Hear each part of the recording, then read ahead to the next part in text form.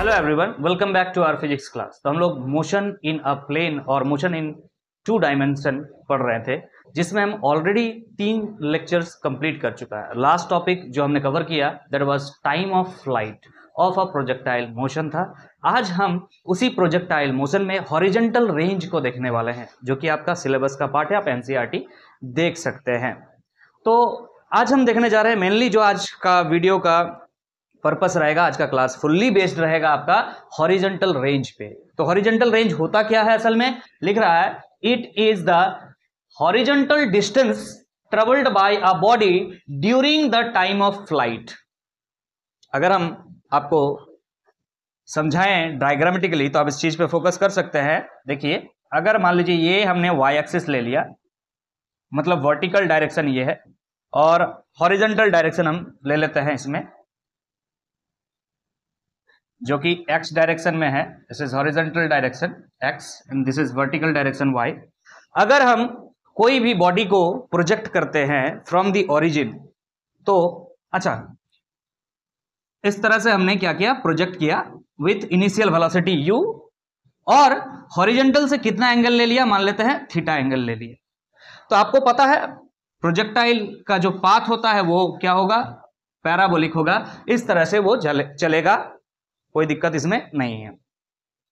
आपको ये बात भी पता है कि ये जो आपको दिख रहा है इनिशियल वेलोसिटी जो आपने बॉडी को दिया है या प्रोजेक्टाइल को दिया है, वो उसके 2 कंपोनेंट्स होंगे, एक हॉरिजॉन्टल कंपोनेंट और दूसरा वर्टिकल कंपोनेंट। हॉरिजॉन्टल कंपोनेंट क्या हो जाएगा, u cos थीटा। आपको वैसे पता है, अगर आप नहीं देखे हैं इसके पहले के वीडियोस तो पहले उन वीडियोस को देख ले, डायरेक्टली हम यहां बना रहे हैं। और इसका वर्टिकल कंपोनेंट क्या हो जाएगा, u sin थीटा। ओके, हमें अभी क्या निकालना है, हमें निकालना है हॉरिजॉन्टल रेंज। हॉरिजॉन्टल रेंज का मतलब यह होता है कि ये जो एक्स एक्सिस में पार्टिकल मूव कर रहा है और वाई एक्सिस में भी पार्टिकल मूव कर रहा है, ऑब्वियसली तभी तो 2 डायमेंशनल मोशन है। ऑलरेडी ये सब इंट्रोडक्शन पार्ट में हमने समझ चुका है। तो जो हॉरिजॉन्टल वाला रेंज है ये निकालना है। इस हॉरिजॉन्टल रेंज को हम रिप्रेजेंट करते हैं कैपिटल R से। इसका कॉन्सेप्ट हम पहले भी यूज कर चुके हैं, बट इसका डेरिवेशन नहीं किए थे, आज वो करेंगे। क्लियर है कि नहीं? ये हॉरिजॉन्टल रेंज है, इसको हमें निकालना है। और हॉरिजॉन्टल रेंज क्या है, तो बोल रहा है ये हॉरिजॉन्टल डिस्टेंस है जो कि ये प्रोजेक्टाइल कवर करता है during the time of flight. मतलब जितना देर तक ये हवा में रहता है उतना देर में ये हॉरिजॉन्टली कितना आगे बढ़ता है, हॉरिजॉन्टली मतलब एक्स एक्सिस में कितना आगे बढ़ता है, उसे ही आपको निकालना है। So we need to calculate the formula of R। हम पहले यूज कर चुके हैं इस फॉर्मूला का टाइम ऑफ फ्लाइट में, बट यहां पर हम इसका फॉर्मूला को निकालने जा रहे हैं। तो चूंकि हॉरिजॉन्टल का बात हो रहा है तो सिर्फ हॉरिजॉन्टल के वेलोसिटी, हॉरिजॉन्टल के डिस्प्लेसमेंट, हॉरिजॉन्टल के एक्सेलरेशन, इन सभी पर डिस्कशन करेंगे हम। तो क्या हॉरिजॉन्टल डायरेक्शन में जो वेलोसिटी है दैट इज v हॉरिजॉन्टल, या फिर आप बोल सकते हैं हाँ ही x लिख सकते हैं, x डायरेक्शन को हॉरिजॉन्टल माने हैं हमने। So what is vx, it is u cos theta. Does it change any time? क्या ये कभी बदलता है? No, horizontal velocity is uniform over the motion. पूरा मोशन में हॉरिजॉन्टल वेलोसिटी कभी भी बदलता नहीं है। इस वजह से एक्स डायरेक्शन में जो एक्सेलरेशन होता है वो क्या होता है, 0 होता है। हम सभी बातें ये सब जानते हैं। अब हमें क्या चाहिए, हमें चाहिए इस डायरेक्शन में दैट इज हॉरिजॉन्टल डायरेक्शन में डिस्प्लेसमेंट क्या है। ये जो रेंज है ये एक तरह का क्या है, डिस्प्लेसमेंट है। और वो डिस्प्लेसमेंट कैसे निकाल सकते हैं, आप सेकंड इक्वेशन ऑफ मोशन लगा दीजिए। तो हम यहां लिखने जा रहे हैं from second equation of motion. So what is the second equation of motion, s equal to ut plus half at square. हम सिर्फ कौन सा डिस्प्लेसमेंट निकालना चाहते हैं, हॉरिजॉन्टल वाला। तो हॉरिजॉन्टल x डायरेक्शन में है तो s x लिख दे रहे हैं, u x लिख दे रहे हैं, और यहां पर भी a x लिखना पड़ेगा। टाइम का कोई डायमेंशन नहीं होता भाई, x y मत कीजिएगा, टाइम तो टाइम है। And what is the time here, तो यहां लिख दिया है during the time of flight, माने जितना देर तक ये प्रोजेक्टाइल हवा में रहता है तब तक ये कितना रेंज को कवर कर रहा है। तो time is nothing but the time of flight. चलिए तो हॉरिजेंटल रेंज कितना है, इसी को बैठा दीजिए यहां पे, displacement in x axis, displacement in x axis is R, जिसे हमें निकालना है, आर लिख दिया, यू एक्स जिसे यहां पर वी एक्स लिख दिया, चलिए यू एक्स लिख देते हैं, कोई दिक्कत है, एक ही बात है ना, क्या फर्क पड़ता है उस बात से, हर एक्स डायरेक्शन में वेलोसिटी कांस्टेंट है, तो चाहे कुछ भी लिखिए, तो क्या लिखना होगा आपको यहां पर you cos theta, and the time is, अभी बताएं, टाइम ऑफ फ्लाइट के बराबर होगा, टाइम ऑफ फ्लाइट को कैपिटल टी लिखते हैं, यस और नो। प्रोजेक्टाइल को यहां से यहां तक जाने में कितना टाइम लगा, तो सर जितना टाइम ऑफ फ्लाइट है उतना ही टाइम लगा, and that is nothing but, आपको पहले से पता होगा, time of flight is 2u sin theta by g, already derivation कर चुके हैं आप, हम इस चीज को यहां पर फिर नहीं बताने वाले।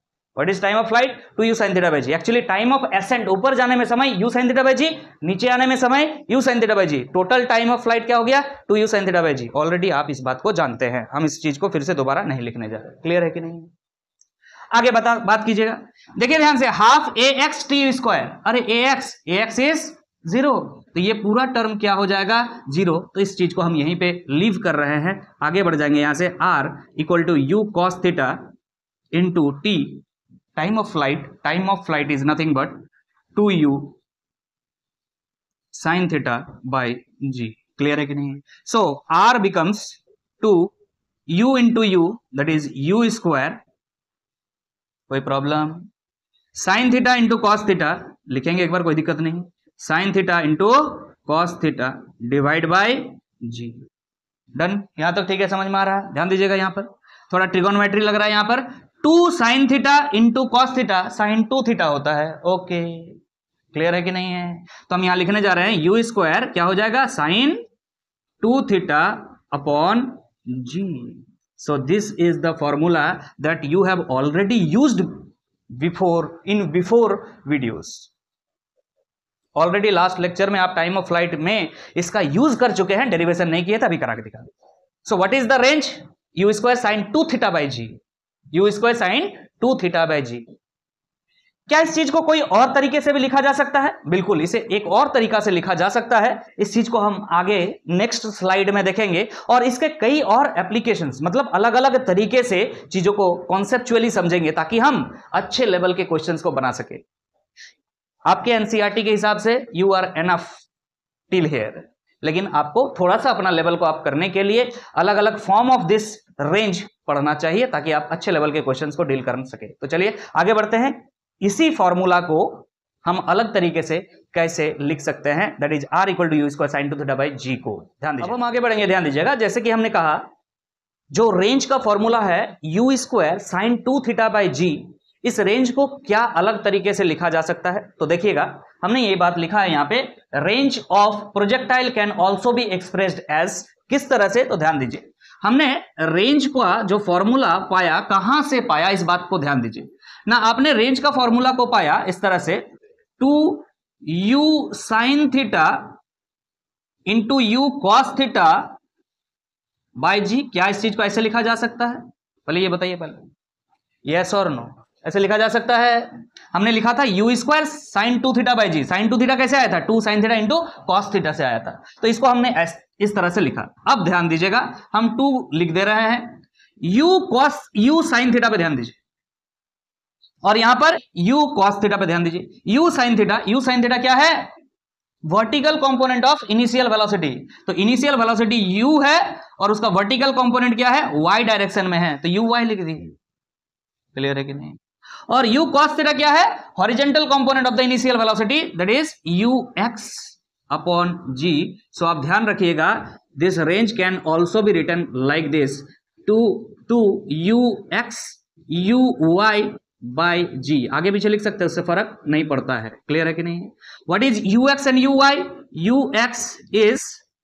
ux is horizontal component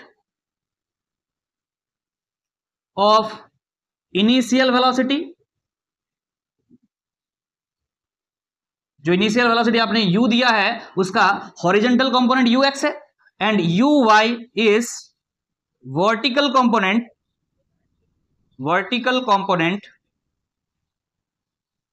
of initial velocity, कोई दिक्कत है? इनिशियल वेलोसिटी जो आपने u दिया है उसका वर्टिकल कंपोनेंट क्या है uy और हॉरिजॉन्टल कंपोनेंट क्या है ux, तो इस फॉर्म पे भी लिख सकते हैं। अगर सवाल में हॉरिजॉन्टल कंपोनेंट का वैल्यू डायरेक्ट दे दिया जाए तो इस फॉर्मूला का यूज करेंगे हम।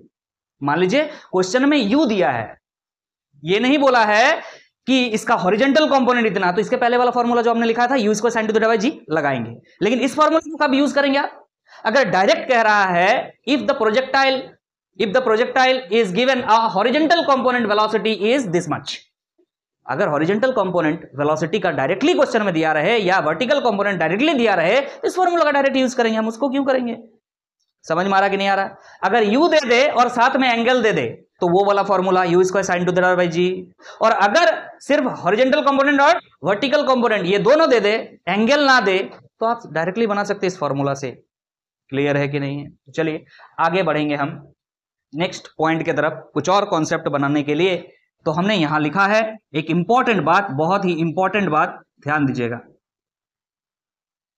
इफ एंगल ऑफ प्रोजेक्शन क्या है यहां पर? थीटा। जिस एंगल से आप फेंकते हैं किसी प्रोजेक्टाइल को, हॉरिजॉन्टल से एंगल लिया जाता है, आपको पता है, तो उसी को क्या कहते हैं? Angle of projection. तो if angle of projection is changed from theta to theta dash, मान लीजिए पहले एंगल कितना है? थीटा था, अब कितना है? थीटा डैश है, and this theta dash must be 90 minus theta.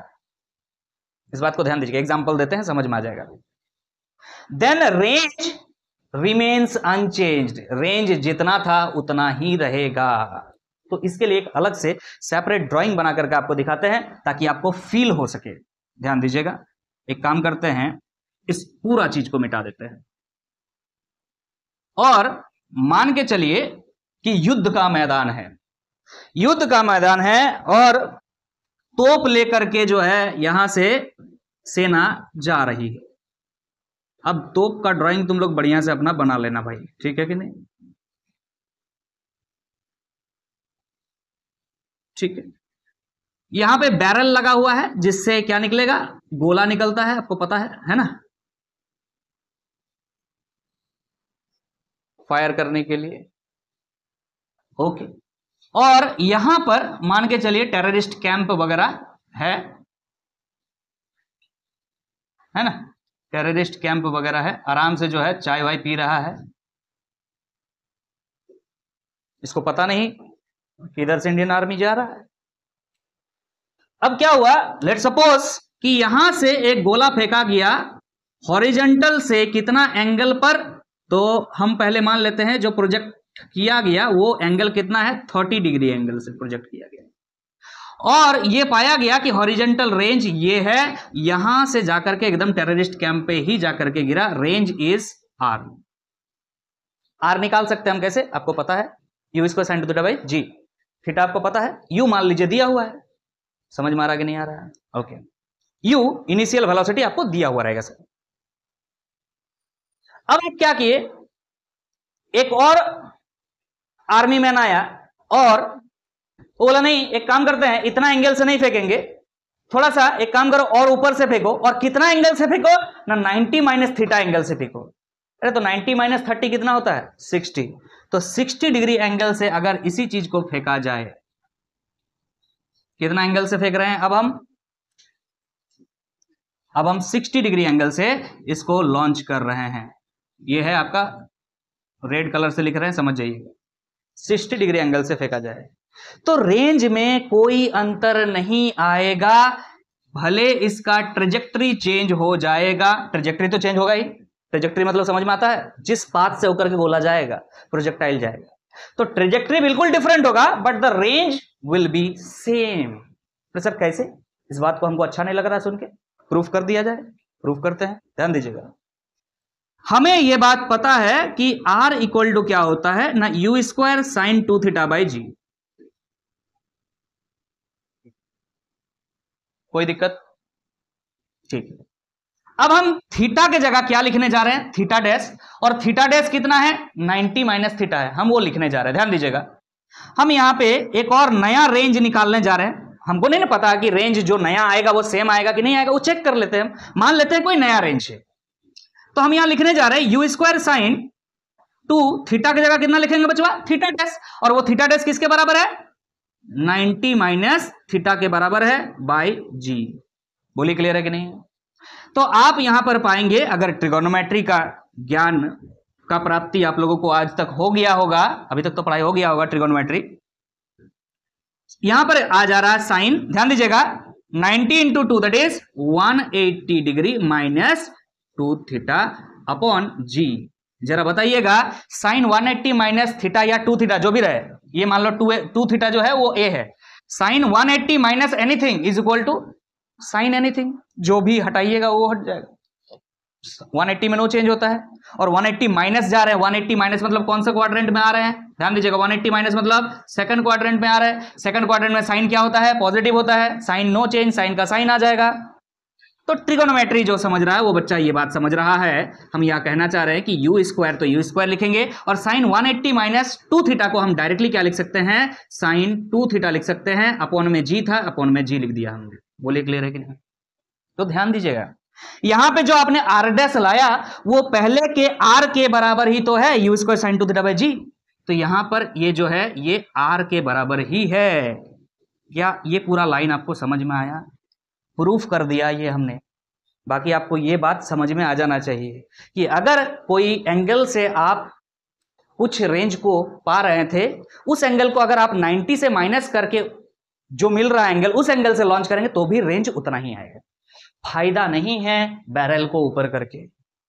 समझ में आ रहा है कि नहीं आ रहा? Range will be same. I am not saying कि ट्रेजेक्ट्री सेम होगा, टाइम ऑफ फ्लाइट सेम होगा, no, time of flight different हो जाएगा कि नहीं भाई? 60 डिग्री में जब चल रहा होगा तो टाइम ऑफ फ्लाइट ज्यादा होगा, ज्यादा देर तक हवा में रहेगा, और यहां पे टाइम ऑफ फ्लाइट कम होगा। लेकिन रेंज कह रहे हैं, सिर्फ रेंज सेम होता है, टाइम ऑफ फ्लाइट अलग हो जाएगा, ट्रेजेक्ट्री मतलब इसका जो रास्ता है वो अलग हो जाएगा। Getting my point? समझ में आ रहा है कि नहीं आ रहा? And these points will be written, अभी लिखेंगे हम थोड़ा देर में। क्लियर है कि नहीं है? रेंज सेम होगा, ये बात याद कर लीजिए। थीटा पर जितना रेंज होता है 90 माइनस थीटा पे उतना ही रेंज होता है। आपसे पूछ रहे हैं थीटा है एक एंगल और एक है 90 माइनस थीटा, इन दोनों एंगल्स को आपस में क्या बोला जाता है, क्या आप जानते हैं? यहां पर एग्जांपल है 30 डिग्री, एक है 60 डिग्री, इन दोनों को एक साथ क्या बोला जाता है? वेरी गुड, क्या बोला जाता है? Complementary angles. तो याद रखिएगा, दुनिया के कोई भी कॉम्प्लीमेंट्री एंगल्स के लिए रेंज सेम होता है।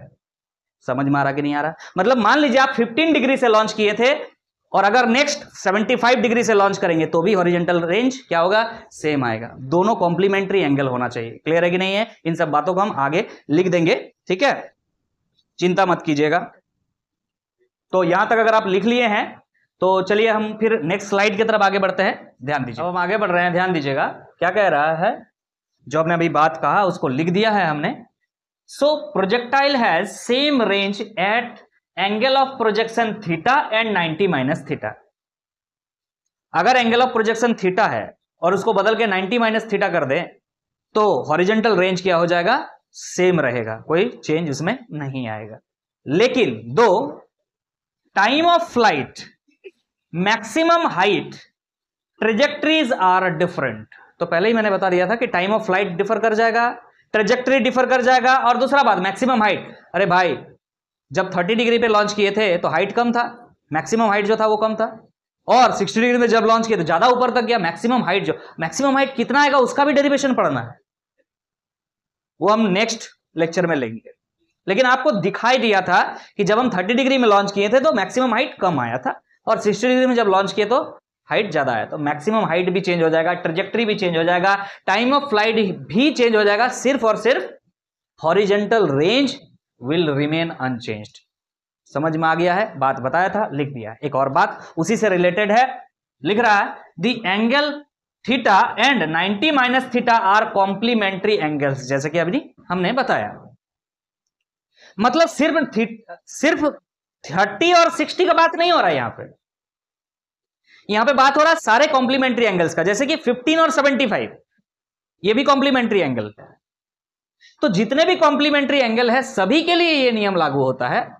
क्या कह रहा है? The angle theta and 90 minus theta are complementary angles of projection, and for these complementary angles of projection ratio of range का रेशियो क्या होगा? अगर रेंज सेम होगा तो रेशियो क्या होगा? 1 हो जाना चाहिए। सिंपल, बहुत ज्यादा डेरिवेशन नहीं कर रहा हम यहां पर। आपको कहा जा रहा कि पहले जो रेंज था बाद में वही रेंज होगा, तो दोनों रेंज का रेशियो क्या हो जाएगा? ऑब्वियसली 1 हो जाएगा। ठीक है कि नहीं? कभी कभी जरूरत पड़ता है इस चीज का, इसीलिए हम अभी बता दिए कि अगर कॉम्प्लीमेंट्री एंगल है और कॉम्प्लीमेंट्री एंगल में प्रोजेक्टाइल को, अलग अलग प्रोजेक्टाइल को लॉन्च किया जा रहा है, तो उसके हॉरिजेंटल रेंज के रेशियो हमेशा क्या रहेंगे? 1 रहेंगे, या दोनों का हॉरिजेंटल रेंज सेम रहेगा, ये कह सकते हैं। एक ही बात है, घुमा के खाली लिखा हुआ है। क्लियर है कि नहीं? चलिए, ये हमने 2 पॉइंट क्लियर किया। थर्ड पॉइंट पर अब हम आ रहे हैं। यहां पे 2 पॉइंट नहीं, ऑलरेडी 2 पॉइंट हो चुका था। जो बातें हमने वहां डिस्कस किया था यहां नोट करा दिया, आपको नोट कर सकते हैं आप। जैसे कि हमने पहले बोला था कि प्रॉपर नोट्स बनाइए ताकि रिवीजन करने टाइम आपको काम आए। थर्ड पॉइंट, ये डिफरेंट पॉइंट है, अब आते हैं हम इस पर। ये भी एक इंपॉर्टेंट बात है, क्योंकि ये एक बार स्टेट बोर्ड में इस तरह का सवाल आया था, थ्योरेटिकल सवाल था। एक बुक है जिसका नाम है टू न्यू साइंसेस, लिखा गया था गैलीलियो द्वारा, गैलीलियो ने लिखा। और आप एनसीईआरटी में इस टाइप का एक क्वेश्चन भी देख पाएंगे, एकदम सेम टाइप का सवाल दिया हुआ है। हम उस चीज को थ्योरेटिकली आपको बता रहे हैं यहां पर, और प्रूफ भी करेंगे इस बात को। ऐसा नहीं कि जैसे मन तैसे बताया जा रहा है। ध्यान दीजिएगा क्या कह रहा है, उन्होंने ये बात पहला बार प्रूफ किया। क्या कह रहा है? For angles of projection, for angle of projection θ1 and θ2, हमने θ1 का वैल्यू क्या ले लिया? 45 माइनस अल्फा, और θ2 क्या ले लिया? 45 प्लस अल्फा। क्या ये दोनों कॉम्प्लीमेंट्री है? पहले ये चेक कर लीजिए। आप अल्फा को कुछ भी मान लीजिए ना, let suppose alpha is 15 degree, तो 45 माइनस 15 कितना हो गया? 30। यहां 45 प्लस 15 कितना हो गया? 60। तो 30 और 60 कॉम्प्लीमेंट्री होता है, आपको पता है। मतलब यहां 2 एंगल क्या है? कॉम्प्लीमेंट्री है, तो रेंज तो सेम होना ही चाहिए। यहां तो ऑलरेडी डिस्कस कर चुके थे, समझ में आ रहा है? लेकिन गैलीलियो साहब ने इसको अलग तरीके से प्रूफ किया, और कुछ नहीं। समझ में आ रहा कि नहीं? बात वही है कि अगर कोई एंगल है 45 माइनस अल्फा और कोई एंगल है 45 प्लस अल्फा, तो range will be same. Range क्या होगा? सेम। एंड किसके बराबर होगा? एंड इक्वल टू, तो उसको हमको निकालना पड़ेगा। तो चलिए देखते हैं रेंज किसके बराबर होगा। तो रेंज का जो फॉर्मूला है वो किसके बराबर है? रेंज इक्वल टू होता है ना sir you square sine 2θ by G. तो पहला एंगल के लिए हम निकालना चाह रहे हैं, θ1 लिख देते हैं थीटा के जगह पे, और यहां पे r1 लिख देते हैं। बोलिए क्लियर है कि नहीं है? देखेंगे क्या 2 डिफरेंट एंगल में दोनों रेंज सेम आ रहा है कि नहीं आ रहा है। तो चेक करते हैं हम। यहां पर देखिएगा, लिखेंगे यू स्क्वायर साइन 2θ1, θ1 के जगह पे हम क्या लिखेंगे? θ1 के जगह पे हम लिखने जा रहे हैं 45 डिग्री माइनस अल्फा अपॉन जी। इसको सॉल्व करेंगे, थोड़ा ट्रिगोनोमेट्री का यूज है। यू स्क्वायर साइन क्या हो जाएगा यहां पे? 90 डिग्री माइनस 2 अल्फा अपॉन जी। अब ट्रिगोनोमेट्री पता होना चाहिए। साइन 90 माइनस थीटा, तो आप ध्यान दीजिएगा क्वाड्रेंट पे आ रहे हैं हम। यहां पर 90 डिग्री होता है। अब ये 90 डिग्री क्या लिख रहा है? 90 डिग्री माइनस, 90 डिग्री माइनस मतलब आप चले गए फर्स्ट क्वाड्रेंट में। ये बताइए साइन साइन रहेगा कि चेंज होगा? Sine will change into cos. और एक बात, यहां सारे चीज पॉजिटिव होते हैं, sine cos everything is positive. तो यहां पे क्या हो जाएगा? यू स्क्वायर, साइन की जगह हमें लिखना होगा कॉस, और ये चीज जो दिख रहा है आपको 2 अल्फा अपॉन जी। ये आ रहा है आपका horizontal range for the angle 45 minus alpha. अब हम नेक्स्ट θ2 के लिए रेंज निकालने जा रहे हैं, that is U square sine 2, θ1 नहीं, अब θ2 लिख रहे हैं अपॉन जी। तो यहां पर देखिए यू स्क्वायर साइन 2, θ2 के जगह कितना लिखेंगे? 45 डिग्री प्लस अल्फा। पहले माइनस अल्फा लिखे थे, अब प्लस अल्फा के लिए निकालने जा रहे हैं। देखिएगा क्या हो रहा है। तो यहां निकालने जा रहे हैं यू स्क्वायर क्या हो जाएगा? Sine 90 degree minus plus 2 alpha upon G. क्या समझ में आ रहा है? 2 इंटू 45 90 और प्लस 2 अल्फा अपॉन में जी लगा दी। अब देखिए फिर से ट्रिगोनोमेट्री, साइन 90 मतलब चेंज हो जाएगा कॉस में, और 90 प्लस लिखा हुआ, 90 प्लस का मतलब आ गए आप कहां पर? सेकंड क्वाड्रेंट में। सेकंड क्वाड्रेंट में साइन पॉजिटिव होता है, तो कोई दिक्कत नहीं है। पहले आपको क्या कर लेना चाहिए? यू स्क्वायर को लिख दिए, साइन किस में चेंज हो गया, कॉस में चेंज हो गया, और साइन पॉजिटिव ही होता है। यहां पे क्या लिख देंगे, 2 अल्फा अपॉन जी। आप ध्यान दीजिए, क्या दोनों सेम है, क्या दोनों रेंज सेम आया है, दिख रहा है, U square cos 2 alpha upon G. तो यहां पर आप ये बात कह सकते हैं कि दोनों रेंज क्या होता है, सेम होता है। और किसके बराबर होता है अगर आपसे पूछे, इज इक्वल टू लिखेंगे U square cos 2 alpha by G. समझ में आ रहा कि नहीं आ रहा, क्या होता है, U square cos 2 alpha by G. निकाल पा रहे हैं, बहुत आसान है, कोई दिक्कत है क्या इसमें, कोई दिक्कत है नहीं। चलिए अब हम आगे बढ़ेंगे नेक्स्ट स्लाइड की तरफ, कुछ और कॉन्सेप्ट्स को बनाएंगे। अब हम आगे बढ़ रहे हैं, ध्यान दीजिए, एक इंपॉर्टेंट कॉन्सेप्ट इससे रिलेटेड आता है, दैट इज मैक्सिमम रेंज। आप कितना एंगल से प्रोजेक्टाइल को प्रोजेक्ट करें कि रेंज क्या आ जाए, मैक्सिमम, उससे ज्यादा नहीं हो सकता है, रेंज मैक्सिमम आ जाए। तो जनरली स्कूल में टीचर्स पढ़ा देते हैं, अगर 45 डिग्री में लॉन्च करेंगे तो जाकर के कहां गिरेगा, एकदम मैक्सिमम रेंज में, उससे ज्यादा नहीं हो सकता है। चाहे आप 45 से कम में लॉन्च करेंगे तो भी जो रेंज आएगा कम आएगा, 45 से ज्यादा में लॉन्च करेंगे तो भी रेंज कम आएगा, लेकिन 45 पे लॉन्च करेंगे तो मैक्सिमम रेंज आएगा, ये बताया जाता है। बट हाउ, इस चीज को अभी हम प्रूफ करेंगे। अगर हम आपने मेरा मैक्सिमा मिनिमा वाला टॉपिक वीडियो देखा है तो आप इस बात को समझ पाएंगे। किसी भी चीज को मैक्सिमम होने के लिए क्या होना पड़ता है, उसका स्लोप 0 होना पड़ता है। तो हमको किसको मैक्सिमम करना है, रेंज को मैक्सिमम करना है। For range to be maximum,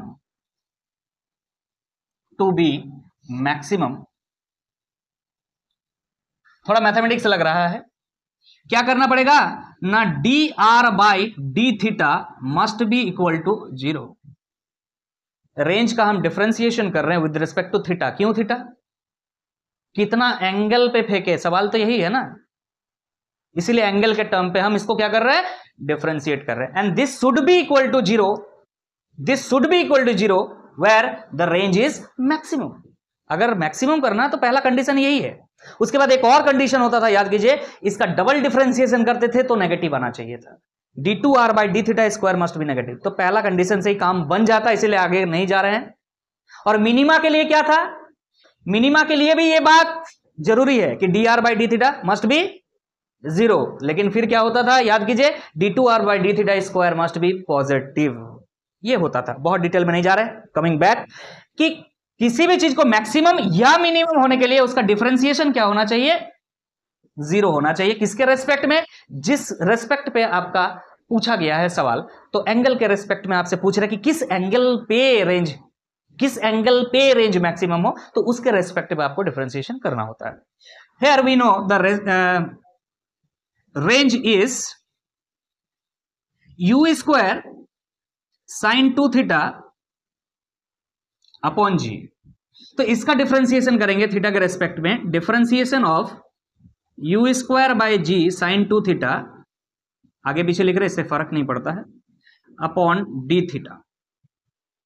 okay, is equal to क्या होना चाहिए सर, 0 होना चाहिए अगर इसको मैक्सिमम होना है तो। अब अगर ध्यान दीजिए, u और g दोनों ही कांस्टेंट टर्म से, इसको बाहर कर दे रहे हैं, साइन 2 थीटा का डिफरेंशिएशन क्या हो जाएगा with respect to theta, sine 2 theta का डिफरेंशिएशन क्या हो जाएगा with respect to theta, differentiation of sine 2 theta with respect to d theta. जरा बताइएगा। बोले सर साइन थीटा का डिफरेंशिएशन कॉस थीटा होता है, बट यहां पर क्या लगा हुआ है 2 थीटा, तो यहां पे जो भी एंगल होता है यहां पर वही एंगल होना चाहिए। डिफरेंशिएशन अगर आप पढ़े हैं तो चेन रूल पता होना चाहिए, तो यहां पर आपका क्या होना चाहिए 2 थीटा, बट थीटा था तो आपने जबरदस्ती 2 थीटा लिखा है, तो ऊपर आपको 2 थीटा लिखना होगा, और वापस जो थीटा यहां पर था यहां लिख दिया। तो अब आप इसका डिफरेंशिएशन डायरेक्टली क्या लिख सकते हैं, cos 2 थीटा, और यहां से क्या निकलेगा 2 बाहर आ जाएगा, d theta by d theta, that is differentiation of theta with respect to theta is 1। छोड़ दीजिए आप, तो इसका आंसर क्या आया 2 cos 2 थीटा।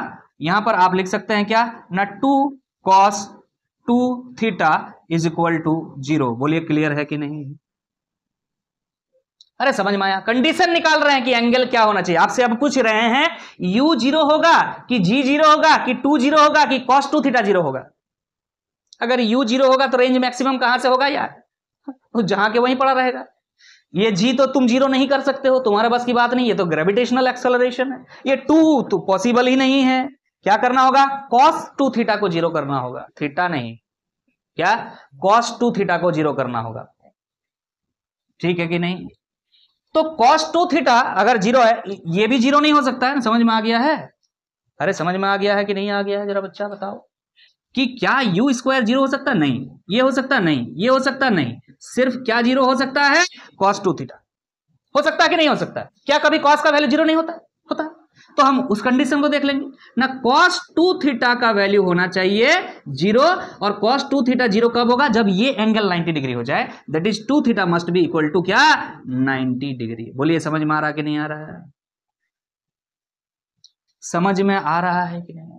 तो थीटा यहां से कितना निकल के आ जा रहा बचवा, 45 डिग्री, यही निकालना था, खाली रट्टा मत मारो। समझ में आया कि नहीं आया, थीटा 45 डिग्री है। तो क्या हम इस चीज को यहां पर बढ़िया से नोट बना करके लिख सकते हैं, क्या लिख सकते हैं, नोट बना के इस चीज को लिखिएगा कि अगर हमको मैक्सिमम रेंज लाना है, a projectile will have maximum range, a projectile will have maximum range when it is projected at angle, बोलिए 45 degree, when it is projected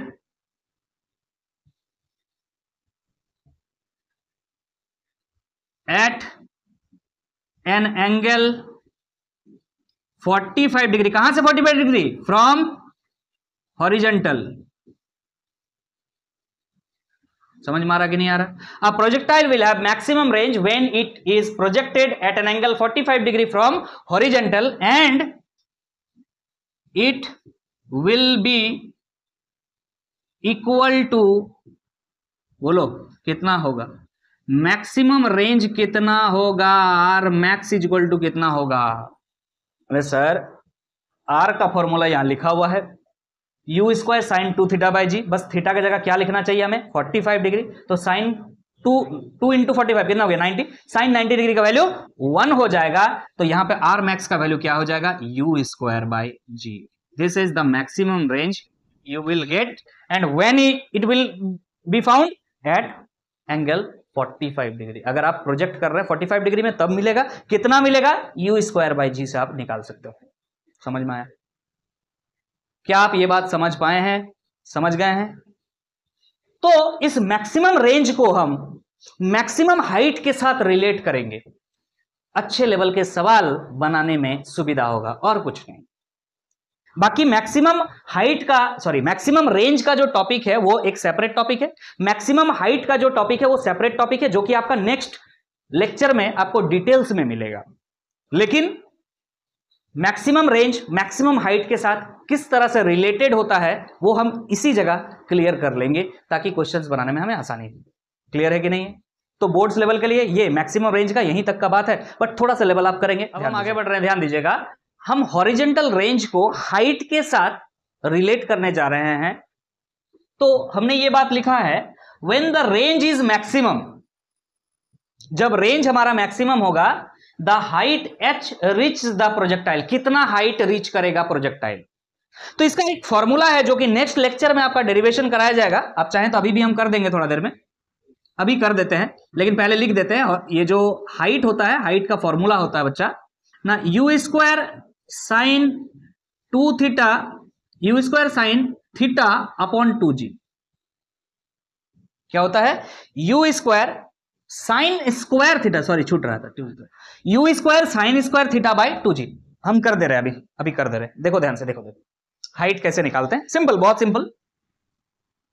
जैसे कि आपने मान लीजिए एक प्रोजेक्टाइल को प्रोजेक्ट किया विथ इनिशियल वेलोसिटी u, तो ये इस तरह से चल के यहां पर गया। आपको क्या निकालना है, your target is to calculate the height, yes और नो। तो मैक्सिमम हाइट मान के चलिए यहां पर है, इस जगह पर आप निकालना चाहते हैं, ये कितना है, let suppose it is capital H। Clear है कि नहीं। आप वेलोसिटी को दो कंपोनेंट में बांट दिए, u साइन थीटा और इधर u cos थीटा, बिकॉज आपने जो प्रोजेक्ट किया था किस एंगल से प्रोजेक्ट किया था, प्रोजेक्टाइल को थीटा से किया था।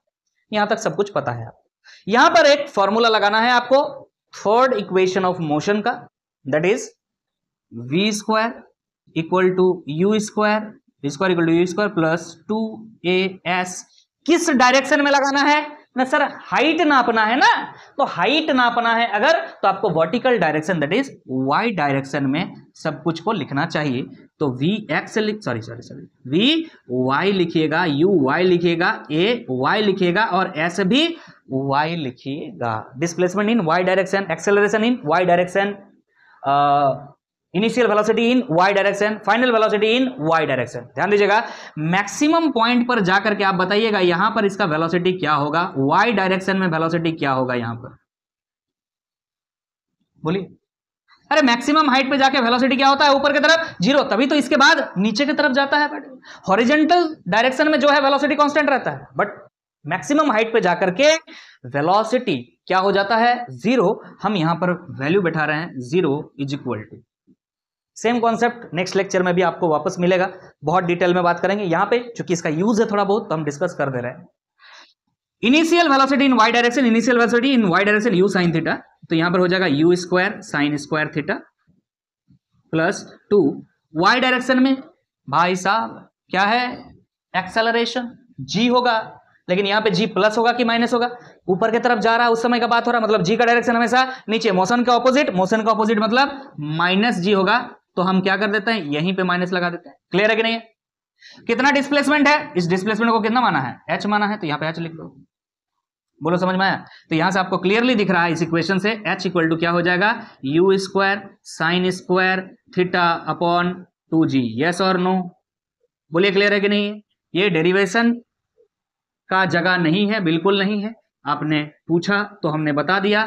ये नेक्स्ट लेक्चर का पार्ट है, ये जो नेक्स्ट लेक्चर आपका आएगा,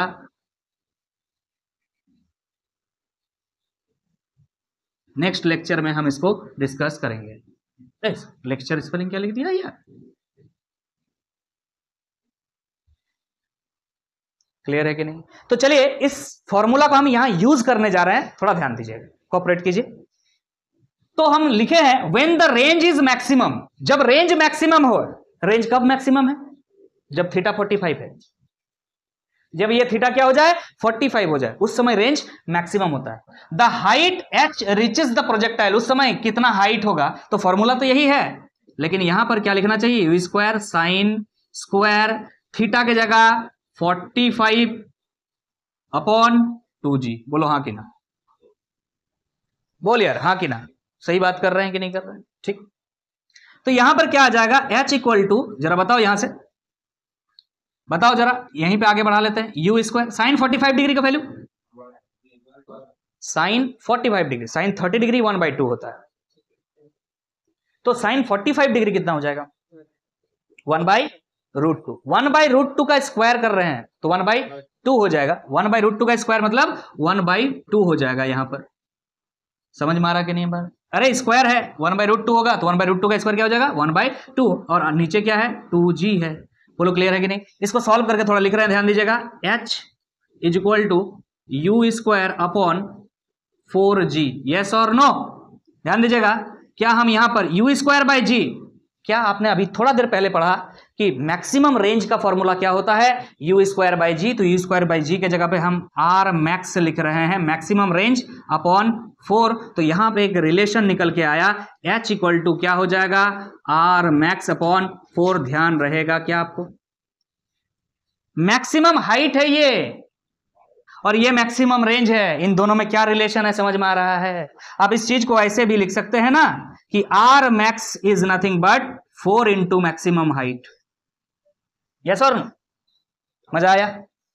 ये चीज करने जा रहे हैं। एनसीईआरटी में ये सब चीज नहीं किया हुआ है ऑब्वियसली, तो आप बड़े बड़े सवाल को जल्दी से डील कर सकते हैं। मान लीजिए मैक्सिमम हाइट दिया हुआ है, मैक्सिमम रेंज आपसे पूछ रहा है, सिंपल क्या कीजिएगा, 4 से मल्टीप्लाई करके आंसर कर दीजिए। अगर आपको पता है तो ही ना कीजिएगा, नहीं तो पूरा फिर निकालिए बैठ के। समझ में आ रहा है? सो आई एम डूइंग दैट, और कुछ नहीं है। समझ में आ गया है? क्लियर है? तो जब कोई भी प्रोजेक्टाइल को हम 45 डिग्री एंगल पर प्रोजेक्ट करते हैं तो मैक्सिमम रेंज मिलता है, और उस सिचुएशन में जो हाइट होता है वो क्या होता है, मैक्सिमम रेंज अपॉन 4 होता है। ध्यान दीजिएगा, एक लाइन हमने पहले से लिख के रखा, अब इस चीज को पढ़ सकते हैं। क्या कह रहा है, if a person can throw a projectile to a maximum distance R max. मान लीजिए कोई एक पर्सन एक प्रोजेक्टाइल को मैक्सिमम रेंज तक फेंकता है, मतलब पक्का 45 डिग्री में फेंका होगा। The maximum height it will rise, कितना मैक्सिमम हाइट तक ये राइज करेगा। तो अगर आपको पता है कि मैक्सिमम डिस्टेंस कितना है तो मैक्सिमम हाइट आप निकाल सकते हैं 2 मिनट में। 4 से डिवाइड कर दीजिएगा, आर मैक्स बाई 4। कैसे निकाला, ऐसे निकाला। क्लियर है कि नहीं है, समझ में आया। इन दोनों का आपस में रिलेशन करके सवाल पूछा जाता है, इसीलिए इस चीज को हमने यहां पर आपके सामने रखा कि अगर कोई प्रोजेक्टाइल को आपने मैक्सिमम रेंज तक फेंका है तो मैक्सिमम कितना हाइट गया होगा, सिंपल आर मैक्स बाई 4 कर दीजिए, काम आसान हो जाएगा। क्लियर है कि नहीं है। तो चलिए ये बात अगर क्लियर हो गया तो हम नेक्स्ट पॉइंट की तरफ चलेंगे। हम हॉरिजॉन्टल रेंज को मैक्सिमम हाइट के साथ रिलेट करने जा रहे हैं। ये तो एक स्पेसिफिक कंडीशन था ना, कौन सा कंडीशन, मैक्सिमम रेंज का कंडीशन था कि जब 45 डिग्री एंगल पे फेंकेंगे तब का बात था, स्पेशल बात था। हम बात कर रहे हैं हॉरिजॉन्टल रेंज का, चाहे वो किसी भी एंगल पर हो। अब हम उसके बारे में बात करेंगे। हम आगे बढ़ रहे हैं, ध्यान दीजिएगा। अब हम क्या करेंगे, relation between horizontal range and maximum height देखने जा रहे हैं। और यहां पर जो हॉरिजॉन्टल रेंज है वो मैक्सिमम हॉरिजॉन्टल रेंज नहीं है। मैक्सिमम हॉरिजॉन्टल रेंज का फॉर्मूला आपको पता है, u²/g। हम जनरल केस ले रहे हैं कि कोई भी हॉरिजॉन्टल रेंज है और मैक्सिमम हाइट, इन दोनों का रिलेशन देखना। तो मैक्सिमम हाइट का फॉर्मूला अभी डिराइव करके बताए ही थे, और नेक्स्ट लेक्चर में तो आपका डेरिवेशन फिर से होगा। हमने यहां लिख लिया है formula, range is u² sin 2θ/g and maximum height is u² sin² θ/2g। Clear है कि नहीं। इन दोनों का आपस में क्या रिलेशन है, डायरेक्टली याद रखना वाला चीज है, तो निकाल के बताते हैं। चलिए दोनों को कर दीजिए आपस में डिवाइड, तो क्या मिलेगा यहां से आपको ना, u², यहां ध्यान दीजिए sin 2θ है तो यहां लिख सकते हैं आप 2 sin θ इंटू cos θ, ताकि आप एक साइन के साथ इस साइन को काट पाए, और अपॉन में है यहां पर g whole divide by u² sin² θ/2g। ध्यान दीजिए, ये g के साथ ये g कैंसिल हो गया, ये u² के साथ u² कैंसिल हो गया, ये sin θ के साथ एक ठो sin θ कैंसिल होगा, एक sin θ बच जाएगा। क्या होगा देखिए, यहां से क्या निकल के आ रहा, ऊपर ध्यान दीजिएगा, ऊपर में सिर्फ 2 और cos θ है, 2 cos θ, नीचे में सब कट चुका है। यहां पर क्या बचेगा, नहीं यहां पर sin θ बच रहा है, sin θ बच रहा है, और इसके जस्ट डिवाइड में क्या बच रहा है, 2 बच रहा है। दिस 2 विल गो अप, तो यहां पर हम डायरेक्टली लिख दे रहे हैं, ध्यान दीजिएगा, 2 2 जा क्या हो जाएगा यहां पर 4। यस और नो। तो यहां से निकल के आ रहा 4 cos θ sin θ, that is cot θ। बोलो हाँ कि ना। तो यहां से ये रिलेशन निकल करके आया, R इक्वल टू, इस H को अगर उधर लेके चले जाएं तो 4H cot θ। ध्यान रखिएगा, क्या याद रहेगा, horizontal range that is R and maximum height that is H, इन दोनों में जो रिलेशन है वो क्या है, R equal to 4H cot θ, 4H cot θ। Directly आप याद रखिए। क्लियर है कि नहीं है, समझ में आ रहा कि नहीं आ रहा है। आप बोले सर अभी तो आपने फॉर्मूला पढ़ाया R इक्वल टू 4H होता है, एक काम करो थीटा के जगह 45 बैठाओ, थीटा के जगह क्या बैठाओ 45 बैठाओ। थीटा के जगह जब 45 बैठाओगे तो ये R मैक्स होगा, और ये 4 डिवाइड में चला जाएगा, H होगा। तो H equal to R max by 4 होता है, कब होता है, जब थीटा का वैल्यू 45 होता है। इस बात का ध्यान रखिएगा। क्लियर है कि नहीं है, आगे बढ़ते हैं, ध्यान दीजिएगा। नेक्स्ट पॉइंट में इसी से रिलेटेड एक बात लिखा, और इससे कई इंटरेस्टिंग रिजल्ट्स निकल करके आपके सामने अभी आएंगे, ध्यान दीजिए। If in case of projectile motion, अगर कोई कहीं पे प्रोजेक्टाइल मोशन हो रहा है और कहा गया है range R is n times of the maximum height. n times मतलब कुछ भी हो सकता है, 2 times, 3 times, 4 times, 5th times, 1/2 times, कुछ भी हो सकता है, एनी टाइम्स। तो n हमने मान लिया है, range is nothing but range is equal to n into h. ठीक है, इस n के जगह पे कुछ भी हो सकता है, अगर ये बात आपको पता है, क्वेश्चन में दिया है। तो यहां से क्या क्या रिजल्ट निकल सकता है आप देखिए ध्यान से, बहुत इंटरेस्टिंग चीज आप निकाल सकते हैं इससे, ध्यान दीजिएगा। If range is equal to n times of maximum height, तो फॉर्मूला दोनों तरफ बैठा के देखिए क्या होता है। रेंज का फॉर्मूला है u स्क्वायर साइन 2 थीटा, एक काम करते हैं साइन 2 थीटा की जगह 2 sine theta into cos theta लिखते हैं, आसानी होगा। बाई क्या होता है g इज इक्वल टू, यहां पर क्या है n है, इंटू ध्यान दीजिएगा h का फॉर्मूला क्या है, h है u square sine square theta by 2g, u square sine square theta by 2g। Clear है कि नहीं, ध्यान दीजिए, u स्क्वायर कैंसिल, यहां पे 2g लिखना था, सॉरी, ये g और g कैंसिल, एक साइन थीटा के साथ एक साइन थीटा कैंसिल, क्या निकल के आ रहा है, क्या निकल के आ रहा है, तो यहां से आपको देखने को मिलेगा क्या, cos theta that is 2 cos theta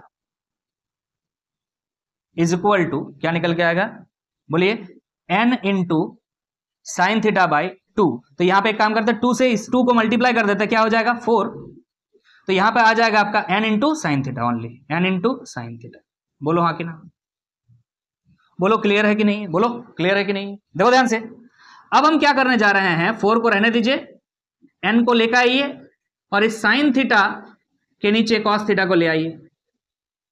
इससे क्या निकल सकता है, इससे आप ये बात कह सकते हैं कि sir tan theta is equal to 4 by n होता है। टेन थीटा इक्वल टू क्या हो गया, 4 बाई एन हो गया। क्या आप यहां से थीटा निकाल सकते हैं, theta is nothing but angle of projection. मजेदार चीज, यहां से किस एंगल से प्रोजेक्टाइल को आपने फेंका है निकाल सकते हैं, कैसे ना, यहां से जब आप थीटा निकालेंगे तो थीटा इक्वल टू हो जाएगा, टेन इधर जाएगा तो क्या हो जाएगा टेन इनवर्स, टेन इनवर्स इधर क्या लिखा हुआ है 4 बाई एन। बहुत ही इंटरेस्टिंग रिजल्ट, और इससे कई और छोटे छोटे रिजल्ट्स आपको हम प्रूफ करके दिखाते हैं, मजा आएगा। Theta equal to tan inverse 4 by N है। This is nothing but angle of projection. किस एंगल से आपने प्रोजेक्टाइल को हॉरिजेंटल से फेंका है वो निकल जाएगा इस फॉर्मूला से। एक कंडीशन जैसे कि मैं अगर लूं आपके सामने, आप कह सकते हैं इस चीज को लिख लीजिएगा, theta is nothing but angle of projection. क्या लिखेंगे, एंगल ऑफ प्रोजेक्शन। फॉर्मूला को बॉक्स बना के बढ़िया से लिखिएगा, ये फॉर्मूला इंपॉर्टेंट है। क्या है ये, एंगल ऑफ प्रोजेक्शन। डायरेक्टली आप इस फॉर्मूला से निकाल सकते हैं। कुछ इंटरेस्टिंग रिजल्ट्स आपके सामने अब हम लिखने जा रहे हैं by the help of this formula. जो रिजल्ट्स यहां पर आपको दिखेंगे, तो पहला हम लेने जा रहे हैं, अगर हॉरिजॉन्टल रेंज और मैक्सिमम हाइट सेम हो जाए। पहला केस हम ले रहे हैं, चलिए केस 1 ऐसे लिखते हैं, if horizontal range is equal to maximum height. If horizontal range is equal to maximum height, इस सिचुएशन में क्या होगा, थीटा कितना होगा, सवाल यह है। अगर ध्यान दो बाबू, r इक्वल टू एच हो जाए, मतलब n का वैल्यू कितना है, बोलो 1 है। अगर r इक्वल टू एच हो जाए तो इसका मतलब समझ में आ रहा है n का वैल्यू 1 है, तो थीटा क्या हो जाएगा, बोलो फटाक से, बोले सर थीटा इक्वल टू हो जाएगा टेन इनवर्स 4। क्या हो जाएगा, टेन इनवर्स 4, 4 बाई 1 होगा, दैट इज 4 होगा। और टेन इनवर्स 4 का वैल्यू आपको नहीं पता, हम बता देते हैं आपको, याद कर लीजिए 76 डिग्री होता है। कितना, 76 डिग्री। अरे टेन थीटा का वैल्यू 4 कब होता है, जब थीटा कितना होता है 76 डिग्री होता है।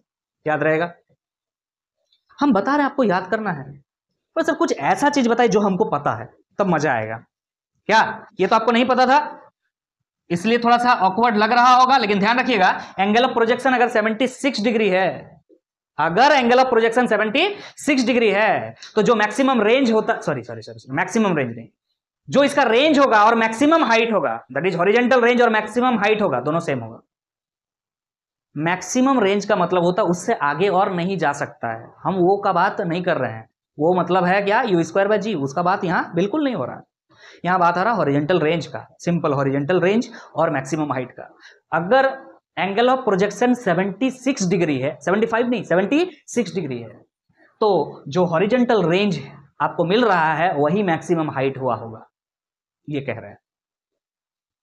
समझ में आ रहा कि नहीं आ रहा?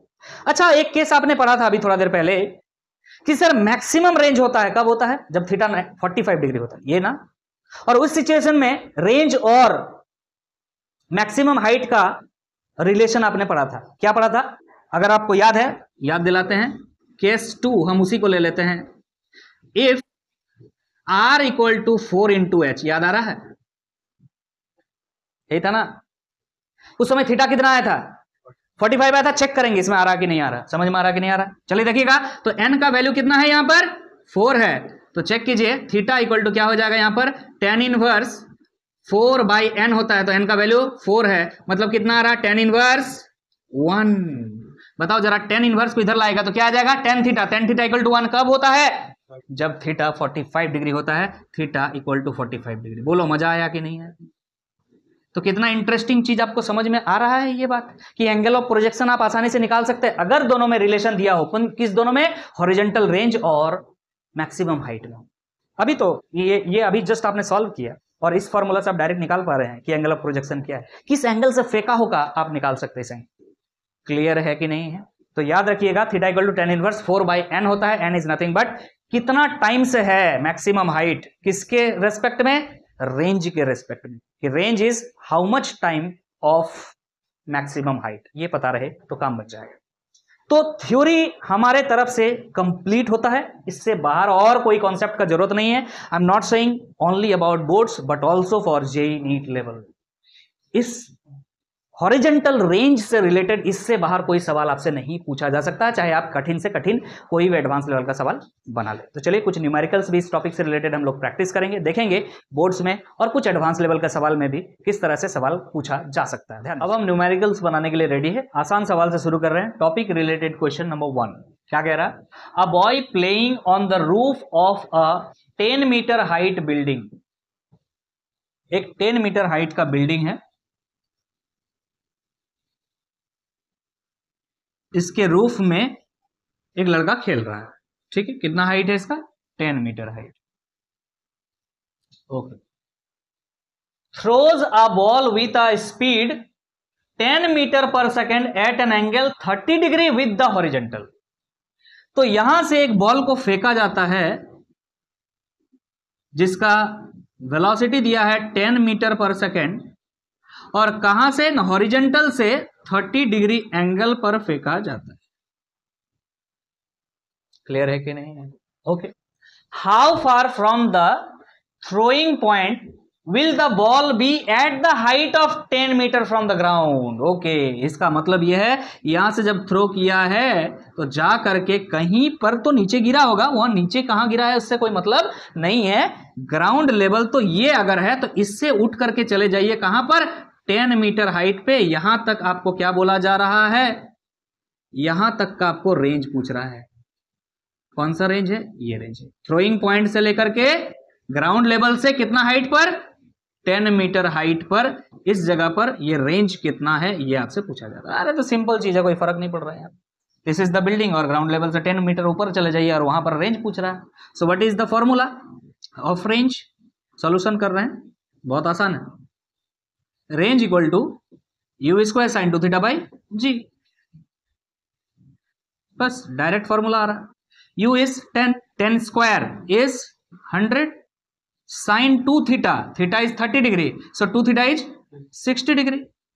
जी का वैल्यू आपको 10 लेने के लिए बोला गया है, 10 ले लिया हमने। क्लियर है कि नहीं है? यहां से आपको मिल जा रहा है 10 into sine 60 degree that is √3/2, और √3/2 का मतलब हो गया आपका यहां 5 आ जा रहा है, 5√3।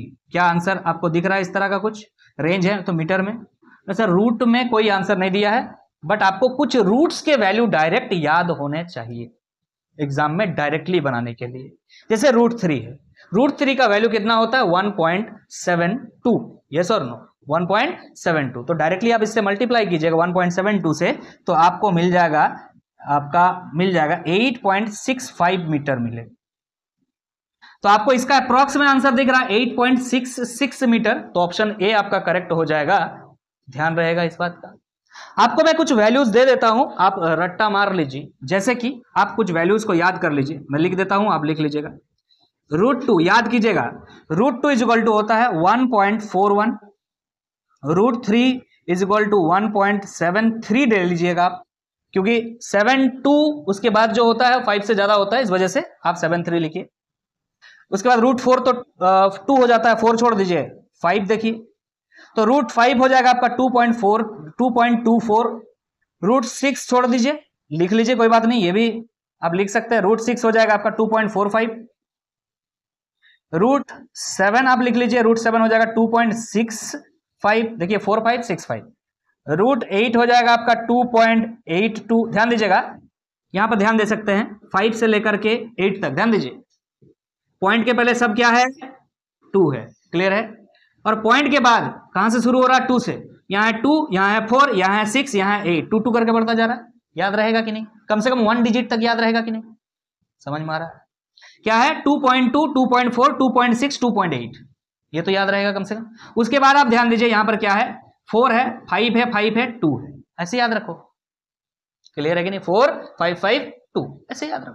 तो आप जो भी हो इनके रूट्स को याद कीजिएगा, तो जल्दी आसानी से सॉल्व कर पाइएगा। नहीं तो मान लीजिए यहां रूट वाला आंसर ऑप्शन में रहता तब तो ठीक था, नहीं है तब तो आपको झेलन पड़ गया। इतना आसान सवाल, लेकिन टाइम कंज्यूम करेगा आपका। समझ में आ रहा कि नहीं है। चलिए नेक्स्ट सवाल की तरफ हम आगे बढ़ेंगे, ध्यान दीजिएगा, इस चीज को लिख लीजिए। नेक्स्ट प्रॉब्लम की तरफ आगे बढ़ रहा है, ध्यान दीजिएगा। क्वेश्चन एक कॉन्सेप्चुअल क्वेश्चन है, ध्यान दीजिएगा। Which of the following sets of factors will affect the horizontal distance covered by an athlete in a long jump event. एक लॉन्ग जंप इवेंट हो रहा है, एक एथलीट पार्टिसिपेट किया है, तो उसका जो रेंज है जिसको वो पाना चाह रहा है, उस रेंज को कौन कौन से फैक्टर्स अफेक्ट कर सकते हैं।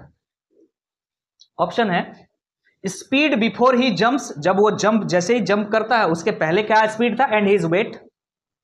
दूसरा है the direction in which he lips, मतलब किस एंगल से ये जंप कर रहा, लिप मतलब होता है किस एंगल से ये अपने जमीन को छोड़ रहा है। एंड द इनिशियल स्पीड, किस स्पीड से छोड़ रहा है, ये भी बात है।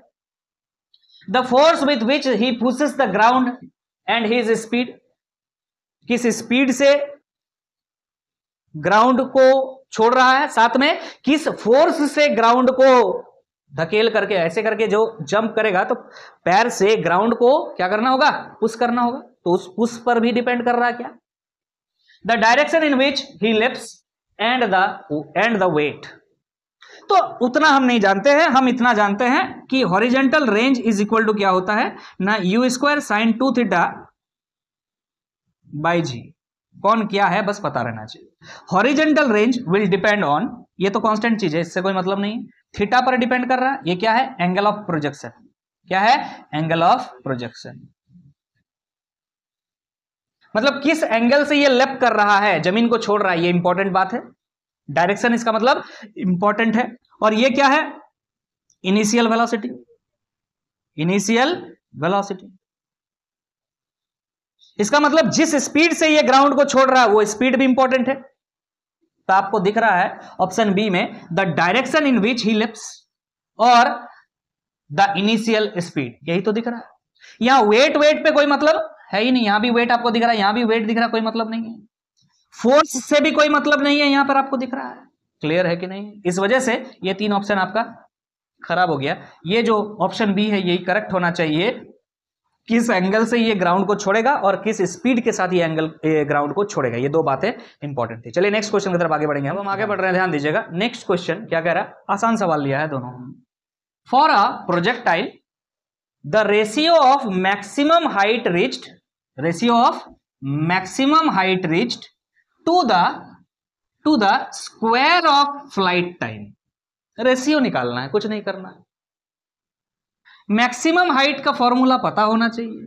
मैक्सिमम हाइट का फॉर्मूला अभी बताए थे हम, क्या होता है, u² sin square theta by 2g, जो कि नेक्स्ट लेक्चर का पार्ट होगा, लेकिन यहां डेरिवेशन किया हमने, थोड़ा यूज होगा इस वजह से। और टाइम ऑफ फ्लाइट का क्या होता है ना, 2u sin theta by ji.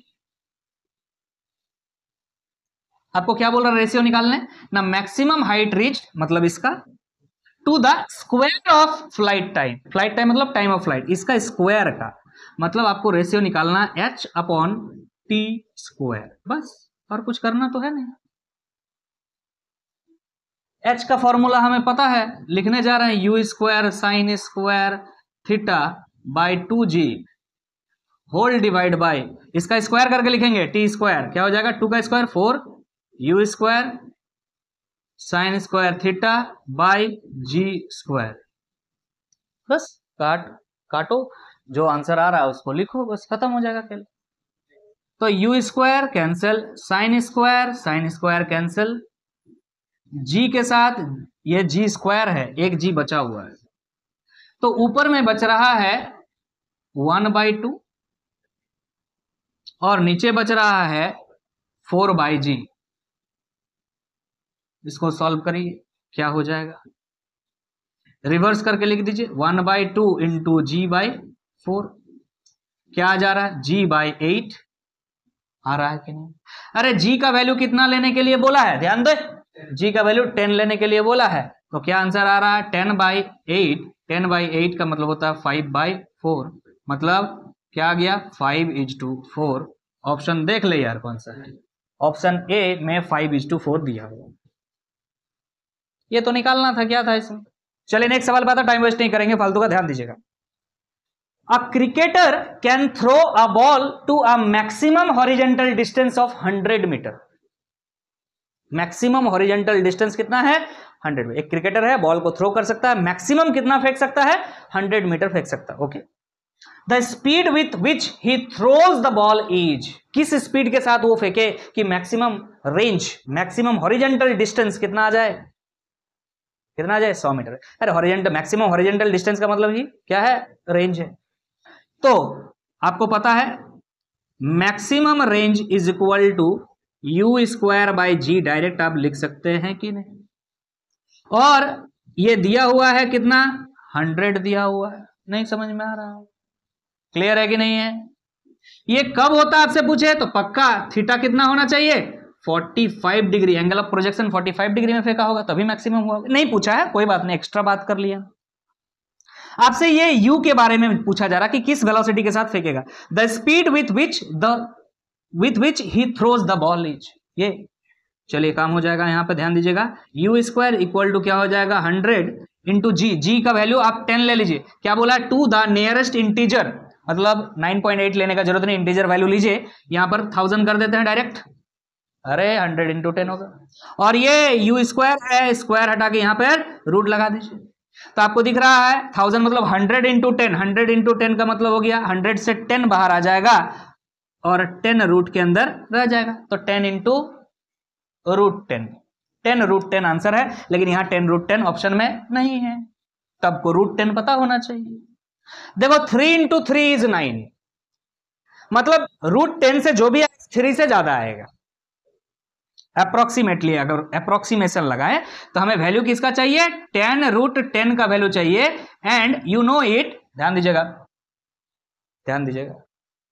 10 root से जो भी बाहर निकलेगा वो 3 से ज्यादा निकलना चाहिए, क्योंकि 3 इंटू 3 इज 9, तो मिनिमम 3.1 तो निकलेगा, मिनिमम 3.1 तो निकलेगा, तो एक लगभग हम बता रहे हैं 3.1 अगर हो जाता है तो आंसर कितना आता है 31 आता है, तो ऑब्वियसली 3.1 नहीं कुछ और भी आगे है कि नहीं, हम एक अप्रोक्सीमेशन लगा रहे हैं, तो क्या आ रहा है 31 मीटर आ रहा है, इसके सबसे करीब जो आंसर आपको दिखेगा देख लीजिएगा, 30 भी करीब है 32 भी करीब है, अब आप फंस गए, 42 नहीं होगा 35 नहीं होगा। अब सवाल यह है कि 32 आपने जो लाया है क्या इससे आंसर ज्यादा हो सकता है कि कम हो सकता है, क्या आपने मैक्सिमम वैल्यू लिया है कि मिनिमम लिया है, आपने 3.1 जो लिया है वो मैक्सिमम वैल्यू कि मिनिमम, कम से कम तो इतना लिया है, इससे ज्यादा भी तो हो सकता है 1 पॉइंट अगर 5 अगर गलती से हो गया भाई साहब तो क्या आ जाएगा 31 पॉइंट समथिंग आ जाएगा, मतलब 31 से ज्यादा आ जाएगा, तो 31 से जब ज्यादा आएगा तो 32 ही आना चाहिए, समझ में आ रहा कि नहीं, अप्रोक्सीमेशन लगाया,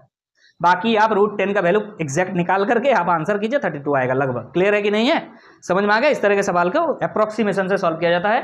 नेक्स्ट क्वेश्चन की तरफ आगे बढ़ेंगे हम, अब हम आगे बढ़ रहे हैं, ध्यान दीजिएगा, क्वेश्चन नंबर 5 की तरफ हम आ रहे हैं। एक कॉन्सेप्चुअल क्वेश्चन है। क्या कह रहा है? Figure shows 4 paths for a kicked football. दिख रहा है आपको? 4 रास्ते हैं, 1 2 3 4। एक फुटबॉल को किक करने के बाद ये रास्ते मिले हैं।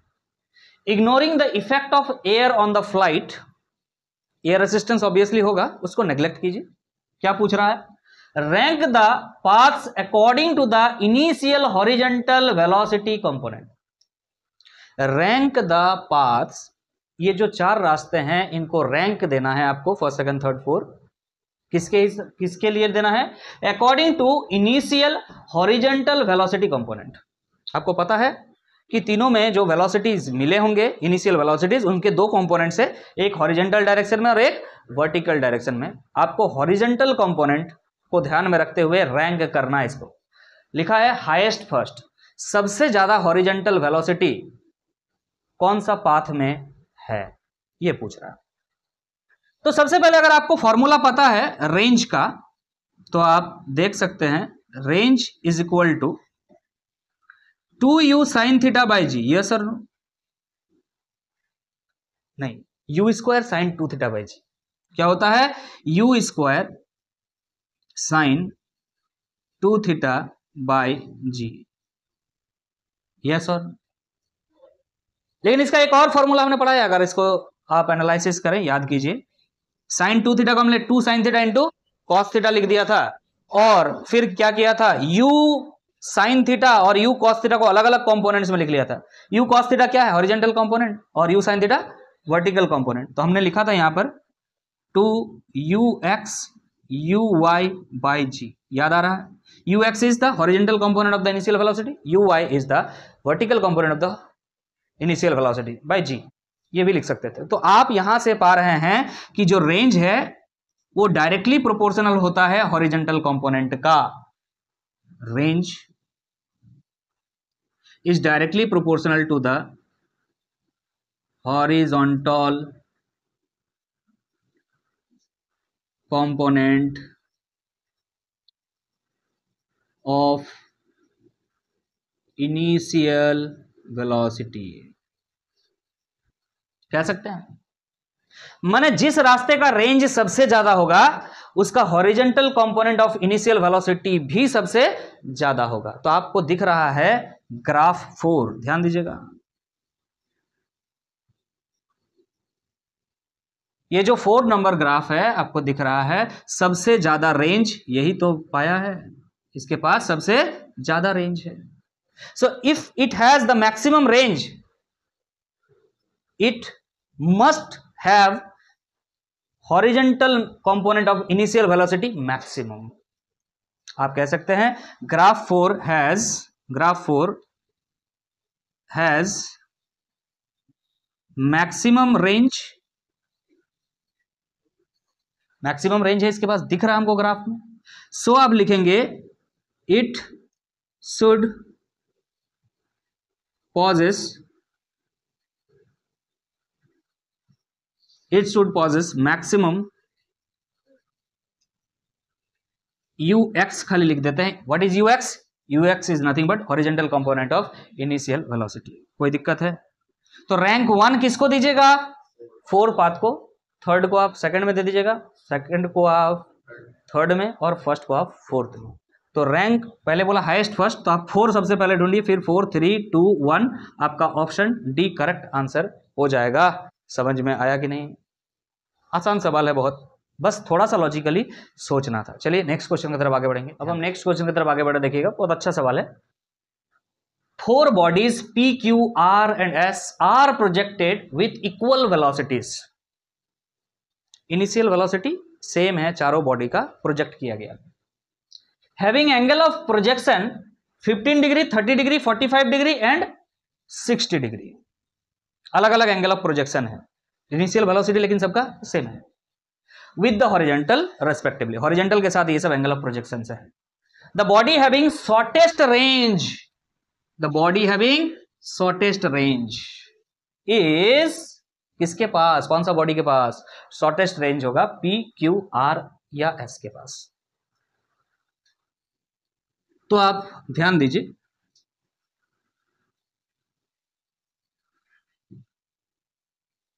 आप ध्यान दीजिएगा, अगर शॉर्टेस्ट रेंज की जगह अगर मैक्सिमम रेंज लिखा रहता तो क्या होता, 45 डिग्री में मैक्सिमम आता है, यू स्क्वायर बाई जी आता है, यस और no. Sine 45 sorry sine 2 theta होता है, तो साइन 2 थीटा मतलब साइन 90 डिग्री, साइन 45 अगर 2 इंटू 45 कर, समझ में आ रहा होगा। अगर 45 डिग्री पे लॉन्च किया जाए, प्रोजेक्ट किया जाए, तो it will have the maximum range, ये सबको पता है।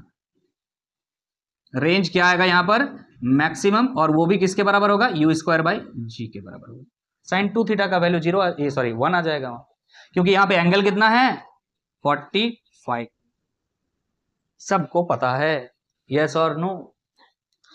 इसके अलावा कौन कौन से एंगल दिए हुए हैं, 45 को हमने डील कर लिया, एक एंगल है 15 डिग्री, एक एंगल है 30 डिग्री, एक एंगल है 60 डिग्री। 45 तो डील हो चुका है ऑलरेडी। तो अगर ध्यान दें 30 डिग्री और 60 डिग्री,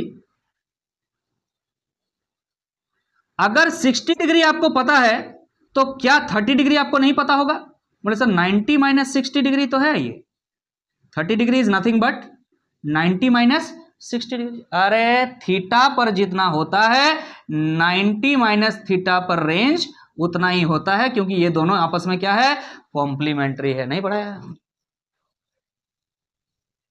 क्लियर है कि नहीं। तो मतलब 30 और 60 पे रेंज दोनों का क्या होगा, सेम होगा। लेकिन क्या 45 से ज्यादा हो सकता है, 45 में जब हमने रेंज में भेजा है, क्या उतना रेंज भेजाएगा, कभी नहीं, ये तो मैक्सिमम है, इससे ज्यादा तो हो ही नहीं सकता है। तो लेट सपोज अगर आपने 60 में फेंका है तो ऑब्वियसली एंगल इस तरह से यहां पे गया होगा, और अगर 30 पे फेंका है तो भी कहां पे गया होगा, यहीं पे गया होगा। अरे समझ में आ रहा कि नहीं आ रहा, ये रेंज है किसका, रेंज एट, बोलो 30 डिग्री और 60 डिग्री, दोनों पर सेम होगा रेंज। ऑलरेडी पढ़ा चुके हैं लास्ट क्लास में, लास्ट क्लास नहीं इसी वीडियो में बन रहा है। चलिए बच गया क्या, 15 डिग्री, यही बच गया ना 15 डिग्री। तो 15 डिग्री जरा बताइएगा 45 से कितना कम है। अब देखिए ना, ये कितना मैक्सिमम कब आया बच्चा, मैक्सिमम 45 पे आया ना। आप जरा बताइए 45 और 30 में कितना डिफरेंस है, सर 15। 60 और 45 में कितना डिफरेंस है, 15। आपसे पूछ रहे 15 और 45 में कितना डिफरेंस है, 30। सबसे ज्यादा डिफरेंस एंगल का देखने को मिल रहा है 15 में। तो सबसे शॉर्ट रेंज किसका होगा, समझ में आ रहा। अच्छा 15 डिग्री में जो भी रेंज आएगा, जो भी रेंज आएगा, सेम रेंज किसके साथ आ सकता है, बोलेंगे 75 डिग्री के साथ। क्यों, क्योंकि थीटा और 90 माइनस थीटा दोनों क्या होता है, कॉम्प्लीमेंट्री, और दोनों का रेंज क्या आता है, हमेशा सेम, जैसे कि यहां पर आपने पाया। क्लियर है कि नहीं, यहां पर क्या आएगा, same range as well this. Clear है कि नहीं। तो 15 डिग्री में अब यहां पर लिखने का जगह नहीं है, रेड कलर का मार्क कर देते हैं। देखिए ध्यान से, ये 30 डिग्री था, ये 15 डिग्री और इससे कम होगा ऑब्वियसली, यहां पर होगा। क्लियर है कि नहीं है। सबसे कम रेंज किसका आएगा, 15 डिग्री का। तो आंसर में किस तरह से आप चीज को नोट कर लेंगे, सॉल्यूशन ऑप्शन क्या हो जाएगा आपका करेक्ट, कौन सा करेक्ट हो जाएगा। अरे शॉर्टेस्ट रेंज किसके पास होगा, ए ही होगा, क्योंकि पी के पास एंगल कितना है 15 डिग्री। और क्या लिखेंगे, एज, यहां पे जगह नहीं है, हाँ लिखे, हाँ इसको मिटा देते हैं, as angle of projection is farthest, farthest मतलब सबसे ज्यादा दूर है, फ्रॉम 45 डिग्री। क्योंकि 45 डिग्री से सबसे ज्यादा दूर 15 डिग्री ही प्रेजेंट है, सबसे छोटा रेंज कौन पाएगा, 15 डिग्री। 30 60 सेम, और 1575 में भी लॉन्च कीजिएगा तो भी क्या होगा, सेम। अगर ये रेड कलर से आप मार्क किए हैं तो 75 में भी अगर लॉन्च करेंगे बचवा, जो कि आपका 60 से भी ज्यादा होगा, तो भी रेंज क्या आएगा, सेम। ये हमने रेड कलर में बनाया है, समझ में आ रहा है। ये हमने ब्लैक कलर में बनाया है, और ब्लू कलर वाला क्या है 45। क्लियर है कि नहीं आ रहा, अरे बोलो समझ में आ रहा कि नहीं आ रहा यार। सारा ग्राफ हमने यहाँ पे बना दिया, आप देख सकते हैं। इतना बनाने की जरूरत नहीं था, सीधा सीधी आप बना सकते थे ये चीज। 45 डिग्री से जितना ज्यादा डिफरेंस होगा उतना शॉर्ट रेंज आएगा। 45 से ज्यादा भी हो सकता है, 45 से कम भी हो सकता है, डिफरेंस का बात कर रहे हैं। क्लियर है कि नहीं? चलिए नेक्स्ट सवाल की तरफ आगे बढ़ेंगे, ध्यान दीजिए। अब हम आगे बढ़ रहे हैं, ध्यान दीजिएगा नेक्स्ट क्वेश्चन की तरफ। आसान सवाल है। A particle covers 50 metre distance when projected with a initial speed. एक ही बात है, स्पीड। एक इनिशियल स्पीड के साथ एक पार्टिकल को प्रोजेक्ट किया जाता है और वो डिस्टेंस कवर करता है कितना? 50 metre. Okay. On the same surface it will cover a distance when projected with the double the initial speed. पहले जितना इनिशियल स्पीड था उससे डबल इनिशियल स्पीड से अगर आप प्रोजेक्ट करेंगे तो कितना रेंज या डिस्टेंस कवर करेगा? समझ में आ गया है? मतलब angle of projection are same. यहां पे एंगल ऑफ प्रोजेक्शन का जिक्र ही नहीं, मतलब angle of projection are same. Change क्या करना है सिर्फ आपको? Initial speed. तो रेंज ही तो पूछ रहा है, डिस्टेंस कवर्ड मतलब आर इक्वल टू क्या होता है ना sir? You square sine two theta by g. Theta is angle of projection, that is constant, कोई प्रॉब्लम नहीं है। तो मान लेते हैं केस 1 में, केस 1 के लिए हम लिखने जा रहे हैं range is 1 r1, initial speed is u1 और g और साइन टू थीटा तो सेम ही होगा, रहने देते हैं। केस 2 में आपको क्या चेंज करने के लिए बोला जा रहा है कि आप चेंज कीजिए, रेंज कितना होगा आपसे पूछ रहे हैं, तो मान लेते हैं r2 होगा। और इनिशियल स्पीड जो है उसको क्या कर दिया गया है? डबल कर दिया गया है, मतलब u के जगह 2u1 लिखिएगा और स्क्वायर कीजिएगा साइन टू थीटा बाई जी। बोलो क्लियर है कि नहीं? क्लियर है कि नहीं? अब आपको कंपेयर कर लेना एक दूसरे के साथ, काम बन जाएगा। तो एक काम कीजिए, यहां से आप r2 बाई r1 निकाल लीजिए या r1 बाई r2 निकालिए, एक ही बात है। दिस डिवाइड बाई दिस, तो ये और ये कैंसिल हो जाएगा, ये और ये कैंसिल हो जाएगा। लिखने नहीं जा रहे हैं हम, सिर्फ ये लिख रहे हैं। क्या है? 2 का स्क्वायर 4 हो जाएगा, u1 square upon u1 square. आपको दिख रहा है ये दोनों कैंसिल हो जाएगा। यहां से r2 इक्वल टू क्या आ जाएगा? 4 into r1।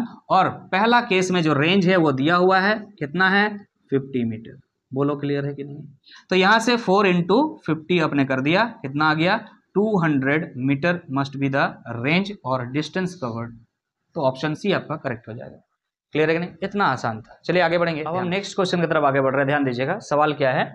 A projectile thrown with a speed v at an angle theta has a range r on the surface of earth.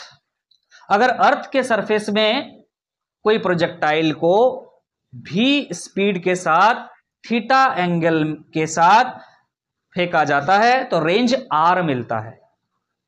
For same v and theta, माने same speed और same angle के साथ अगर किसी object को फेंका जाए, it's range on the surface of moon will be. Same angle के साथ फेंक रहे हैं और सेम वेलोसिटी के साथ फेंक रहे हैं, बट अब आप अर्थ में रह के नहीं फेंक रहे हैं, मून पे जाकर के फेंक रहे हैं। तो मून पर जाकर के रेंज क्या मिलेगा? अर्थ पे थे तो रेंज कितना बताया है? r है। मून पे जाएंगे तो रेंज कितना होगा? बेसिकली आप देख सकते हैं कि रेंज का जो फॉर्मूला है u square sine two theta by g है। यहां पे क्लियर कर दिया गया है थीटा और जो वेलोसिटी है वो दोनों सेम है। तो यहां पर u के जगह हम v लिख दे रहे हैं क्योंकि सवाल में बोला है v इनिशियल वेलोसिटी, और एंगल थीटा बोला है, तो ये दोनों तो चेंज नहीं होने वाला है। ये वेलोसिटी और ये थीटा इज कांस्टेंट। तो फिर वेरी किसके साथ करेगा? सर वेरी कर रहा है r is inversely proportional to g। आप देख सकते हैं g चेंज होगा। क्यों g चेंज होगा? आपको पता है कि g at moon is equal to क्या होता है? 1/6 of g at earth. Class 9 से पढ़ते आ रहे हैं। ऐसा नहीं कि क्लास 11 में सर ग्रेविटेशन पढ़ना वहां पढ़ना है, ऐसा बात नहीं, ये आपको क्लास 6 से पता होना चाहिए। क्लियर है कि नहीं? तो यहां पर कंपेयर कर लीजिए, बस काम हो जाएगा। तो अर्थ पे जो रेंज है और मून पे जो रेंज है वो ऑटोमेटिक मिल जाएगा आपको। डन? समझ में आ रहा कि नहीं आ रहा? तो चलिए कंपेयर करते हैं। तो हम एक काम करते हैं, रेंज एट अर्थ लिखते हैं अपॉन रेंज एट मून लिखते हैं और डिवाइड कर देते हैं। तो बच्चा ये जो टर्म आपको दिख रहा है v स्क्वायर साइन 2 थीटा, जो कि अर्थ में जो होगा मून में भी वही होगा, कट जाएगा। जो चेंज होने वाला है वो यही होने वाला है, क्या, g। तो अर्थ का g का वैल्यू हम लिखने जा रहे हैं, 1/g लिख देते हैं। और मून का g लिखने जाएंगे, तो मून का जब g लिखने जाएंगे तो क्या लिखना पड़ेगा, 1/6 लिखना पड़ेगा। नहीं, सॉरी, ध्यान दीजिएगा, किसका जी लिखना है आपको, मून का जी लिखना है। तो 1/1 फिर ऐसे करके लिखना। एक काम कर सकते हैं, 6 इंटू जी मून कर सकते हैं। अर्थ का जो जी होगा डायरेक्टली यहां लिखें, देखिए ध्यान से, अर्थ का यहां पर क्या लिखना है, 1/g, 1/g ऑफ व्हाट, बोलिए, जी ऑफ अर्थ। और यहां पर क्या हो जाएगा, 1/g ऑफ मून। थोड़ा सा कैलकुलेशन मिस्टेक कीजिएगा, ऊपर नीचे गड़बड़ हो जाएगा। ये जी ऊपर चला जाएगा, जी ऑफ मून ऊपर चला जाएगा, अपॉन जी ऑफ अर्थ आ जाएगा। अब आप कैलकुलेशन कर सकते हैं, कोई दिक्कत नहीं। आप यहां ध्यान दीजिए, 6 को इधर लेके आ जाइए, क्या हो जाएगा, g of earth equal to 6 into g of moon. तो जी ऑफ मून यहां रहने दीजिए, जी ऑफ मून यहां रहने दीजिए, बस यहां क्या कर दीजिए, जी ऑफ अर्थ के जगह पे क्या लिख दीजिएगा, 6 इंटू जी ऑफ मून। बोलिए क्लियर है कि नहीं। तो ये जी ऑफ मून कट जाएगा। यहां से आपको निकल के आ रहा है, अर्थ का जो रेंज है, अर्थ में जो रेंज है वो आपने बोला है कितना है, आर है, तो हम आर लिख दिए इसके जगह।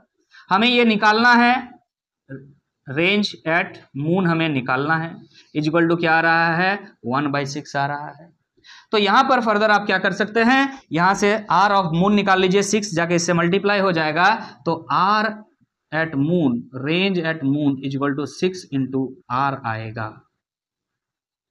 तो option number B is the correct answer. इतना टाइम नहीं लगना चाहिए, क्योंकि हम एक्सप्लेन कर रहे हैं, लिख रहे हैं इतना कुछ, इस वजह से ऐसा हो रहा है, नहीं तो ये तो 2 मिनट का सवाल होना चाहिए। क्लियर है कि नहीं। चलिए नेक्स्ट सवाल की तरफ आगे बढ़ेंगे, क्वेश्चन की तरफ आगे बढ़ रहे हैं। बढ़िया सवाल है, ध्यान दीजिएगा क्या कह रहा है। A projectile is thrown into space so as to have maximum horizontal range r. Space में कोई प्रोजेक्टाइल को फेंक दिया गया है, मैक्सिमम हॉरिजॉन्टल रेंज का वैल्यू दिया है आर है, okay. Taking the point of projection at origin, origin से फेंका गया है, the coordinates of the point where the speed of the particle is minimum r. वो पॉइंट जिस जगह प्रोजेक्टाइल का वेलोसिटी या स्पीड मिनिमम रहेगा, उस जगह का कोऑर्डिनेट निकालना है।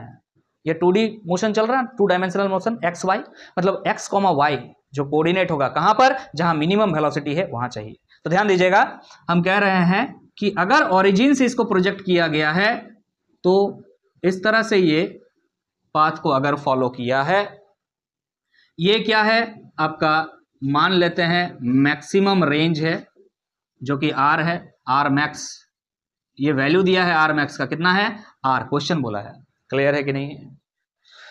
तो वेलोसिटी कहां पर सबसे कम होता है, सर टॉप पॉइंट पर, यहां पर सबसे कम होगा वेलोसिटी, क्योंकि यहां हॉरिजॉन्टल कंपोनेंट ही सिर्फ बचता है, वर्टिकल कंपोनेंट तो क्या हो जाता है, 0। बस इतना सोचना था। ये पॉइंट पर, इस पॉइंट का कोऑर्डिनेट चाहिए आपको, तो इस पॉइंट का एक्स कोऑर्डिनेट तो 2 मिनट में मिल जाएगा यार। मैक्सिमम रेंज आपका दिया हुआ कितना, आर, तो वाई, सॉरी, मैक्सिमम रेंज अगर आर है, मतलब टोटल आर है, तो इसका आधा पॉइंट, टाइम ऑफ एसेंट चाहिए ना, खाली टाइम ऑफ एसेंट, ऊपर जाने में जो टाइम लगा है वो वही टाइम पे आधा रेंज कवर होता है। तो आधा रेंज कवर होता है मतलब आधा रेंज मतलब r/2 हो गया यार। अब बस आपका काम क्या है, ये y कंपोनेंट खाली निकाल लेगा। बोलिए समझ में आ रहा कि नहीं आ रहा। अगर ये निकल जाएगा तो आप कोऑर्डिनेट लिख पाएंगे, यहां हम लिख के रख रहे हैं r/2, x का वैल्यू तो है, r/2 कहीं दिख रहा है, हाँ दिख रहा है, यही ऑप्शन करेक्ट हो जाएगा, कह गया आंसर इस खत्म। लेकिन क्या y कंपोनेंट मतलब y का वैल्यू r/4 आएगा, वो चेक कर लेते, नहीं तो आप ऑप्शन से तो क्वेश्चन यही खत्म कर लिए ना। x का वैल्यू क्या होगा, r/2 होगा, कहीं और नहीं है, x का वैल्यू r/2 एक ही जगह दिख रहा है हमारा, खत्म हो गया क्वेश्चन। अब बनाना चाहते हो तो बना सकते हो, देखिए बनाते हैं। देखिए यहां पर बात किया है मैक्सिमम रेंज का, और मैक्सिमम रेंज कवर कब होता है, जब एंगल ऑफ प्रोजेक्शन कितना होता है, 45 डिग्री, ये सबको पता है। अब हम बात कर रहे हैं अगर मैक्सिमम रेंज आपको मिल रहा है तो ये हाइट जो है वो कितना होता है। सभी बच्चा बोलेगा 4r, हाँ कि ना, ऑलरेडी बताया जा चुका है। कैसे अगर देखना है तो आप देख लीजिए, एक बार और बता दे रहे हैं। u square sine 2 theta by g होता है रेंज का फॉर्मूला, और हाइट का फॉर्मूला, मैक्सिमम हाइट का फॉर्मूला क्या होता है आपका? मैक्सिमम हाइट का फॉर्मूला होता है u square sine square theta by 2g, ये होता है। अब अगर इन दोनों को डिवाइड कर दिया जाए आपस में, r बाई एच कर दिया जाए तो क्या क्या कैंसिल हो जाएगा? देखिए ध्यान से, ये कैंसिल हो जाएगा, ठीक है, ये g और g कैंसिल हो जाएगा। ऊपर में आपको क्या दिख रहा है? साइन 2 थीटा, मतलब 2 sine theta into cos theta, और नीचे आपको क्या दिख रहा है? एक साइन थीटा बचेगा बाई 2 बचेगा, ये 2 ऊपर जाएगा तो 4 हो जाएगा, मतलब r by h equal to क्या हो जाएगा? 4। एक साइन थीटा कट गया और क्या बच रहा है? कॉस थीटा, हाँ कि ना? नहीं, सॉरी, यहां साइन स्क्वायर थीटा है और यहां sine 2 theta, 2 sine theta into cos theta. अच्छा, तो cos theta by sine theta आएगा यहां पर। कहीं पे गड़बड़ नहीं कर रहे हैं ना? फॉर्मूला में कहीं गड़बड़ नहीं है ना? एक बार चेक कर लेते हैं, एक बार बैठा के चेक कर लेते हैं, कोई दिक्कत नहीं है, एक बार चेक करो। जैसे r बाई एच हमने किया, तो u square sine 2 theta by g होता है, करेक्ट है एकदम, कोई दिक्कत नहीं। u square sine 2 theta by g, it's correct. और इसका फॉर्मूला होता है मैक्सिमम हाइट का u स्क्वायर साइन थीटा होता है कि साइन स्क्वायर थीटा होता है, एक बार चेक करो तो, by 2g। u square sine theta होता है हमको लग रहा है ना, साइन 2 थीटा होता है। एक बार चेक कीजिएगा, डेरिवेशन ऑलरेडी करा चुके हैं हम, सिर्फ इस क्वेश्चन में 4 थीटा डायरेक्ट आपको रिजल्ट याद रखना है, आपको डायरेक्ट रिजल्ट याद रखना, r equal to 4 theta, but फिर भी एक बार चेक करना चाहे तो कर सकते हैं। u square sine square theta होता है, यही बोल रहे थे, क्या होता है? u square sine square theta होता है, और इसका तो u square sine 2 theta by g होता है, इसमें कोई दिक्कत नहीं है। अब देखिए कैंसिल आउट कीजिए, यहां से यहां एक कैंसिल हो गया, ये g से g कैंसिल हो गया, ठीक है, तो किए थे r by h is equal to sine 2 theta, मतलब 2 sine theta into cos theta. बोलो क्लियर है कि नहीं? इस पूरा चीज को हम लिख दिए। अब इस पूरा चीज का बारी है, तो यहां हम नीचे लिखने जा रहे हैं, क्या रे? साइन स्क्वायर थीटा बाई 2, एकदम सही था, गलती से काट दिया हम, ठीक है। ये 2 ऊपर चला जाएगा तो क्या हो जाएगा? r by H. जो बच्चे थ्योरी में नहीं देख रहे थे क्लास को, उसके लिए बना रहे हैं, ये ऑलरेडी डिराइव कर चुके हैं। तो ये ऊपर चला जाएगा तो 4 हो जाएगा, एक साइन के साथ एक साइन कट जाएगा, क्या बच रहा है? Cos by sine. Cos by sine क्या होता है? Cot theta. तो यहां से निकल के आ रहा r equal to 4h cot theta. अब थीटा का वैल्यू कितना होगा? 45। कहां पर? मैक्सिमम पे, तो कॉट 45 डिग्री का वैल्यू कितना होता है? 1 होता है, तो r इक्वल टू कितना आ गया? 4h। थोड़ा सा टाइम वेस्ट किए, सॉरी, लेकिन फिर से एक बार हमने आपको बताया कि अगर मैक्सिमम रेंज मिलता है, याद रखिएगा, तो हाइट मैक्सिमम के साथ उसका क्या रिलेशन होता है? 4 इंटू एच होता है। हम यहां पर इस चीज को नहीं रहने देंगे, हम मिटाएंगे, क्योंकि ऑलरेडी जो है आप लिख चुके होंगे अगर इस वीडियो को कंप्लीटली देख रहे हैं तो क्या कह रहे हैं ना, मैक्सिमम रेंज आपको बताया गया है, तो आपको maximum range that is r, maximum range is r given to you is related to 4h। कोई दिक्कत है? इज रिलेटेड टू 4h, कोई दिक्कत तो इसमें नहीं होना चाहिए। और क्या बोला है इसमें? कोऑर्डिनेट निकालना, यही ना? तो इसका मतलब h का वैल्यू आपको क्या मिल गया? यहां से h निकाल लीजिए बस, h equal to r by 4 हो गया, यही तो निकालना था। r बाई 4 मिल रहा ना, आंसर तो कब का मिल चुका है, लेकिन बस आपको दिखा रहे हैं कि क्या होगा, r बाई 4 होगा y कोऑर्डिनेट, यही तो h था ना। Can you see this? This is h, ये क्या हो जाएगा? r by 4। So r by 2 comma r by 4 is the coordinate. Clear है कि नहीं है? चलिए एक और अच्छा सवाल लेंगे, ध्यान। अब हम नेक्स्ट क्वेश्चन की तरफ आगे बढ़ रहे हैं, ध्यान दीजिएगा। क्वेश्चन क्या कह रहा है?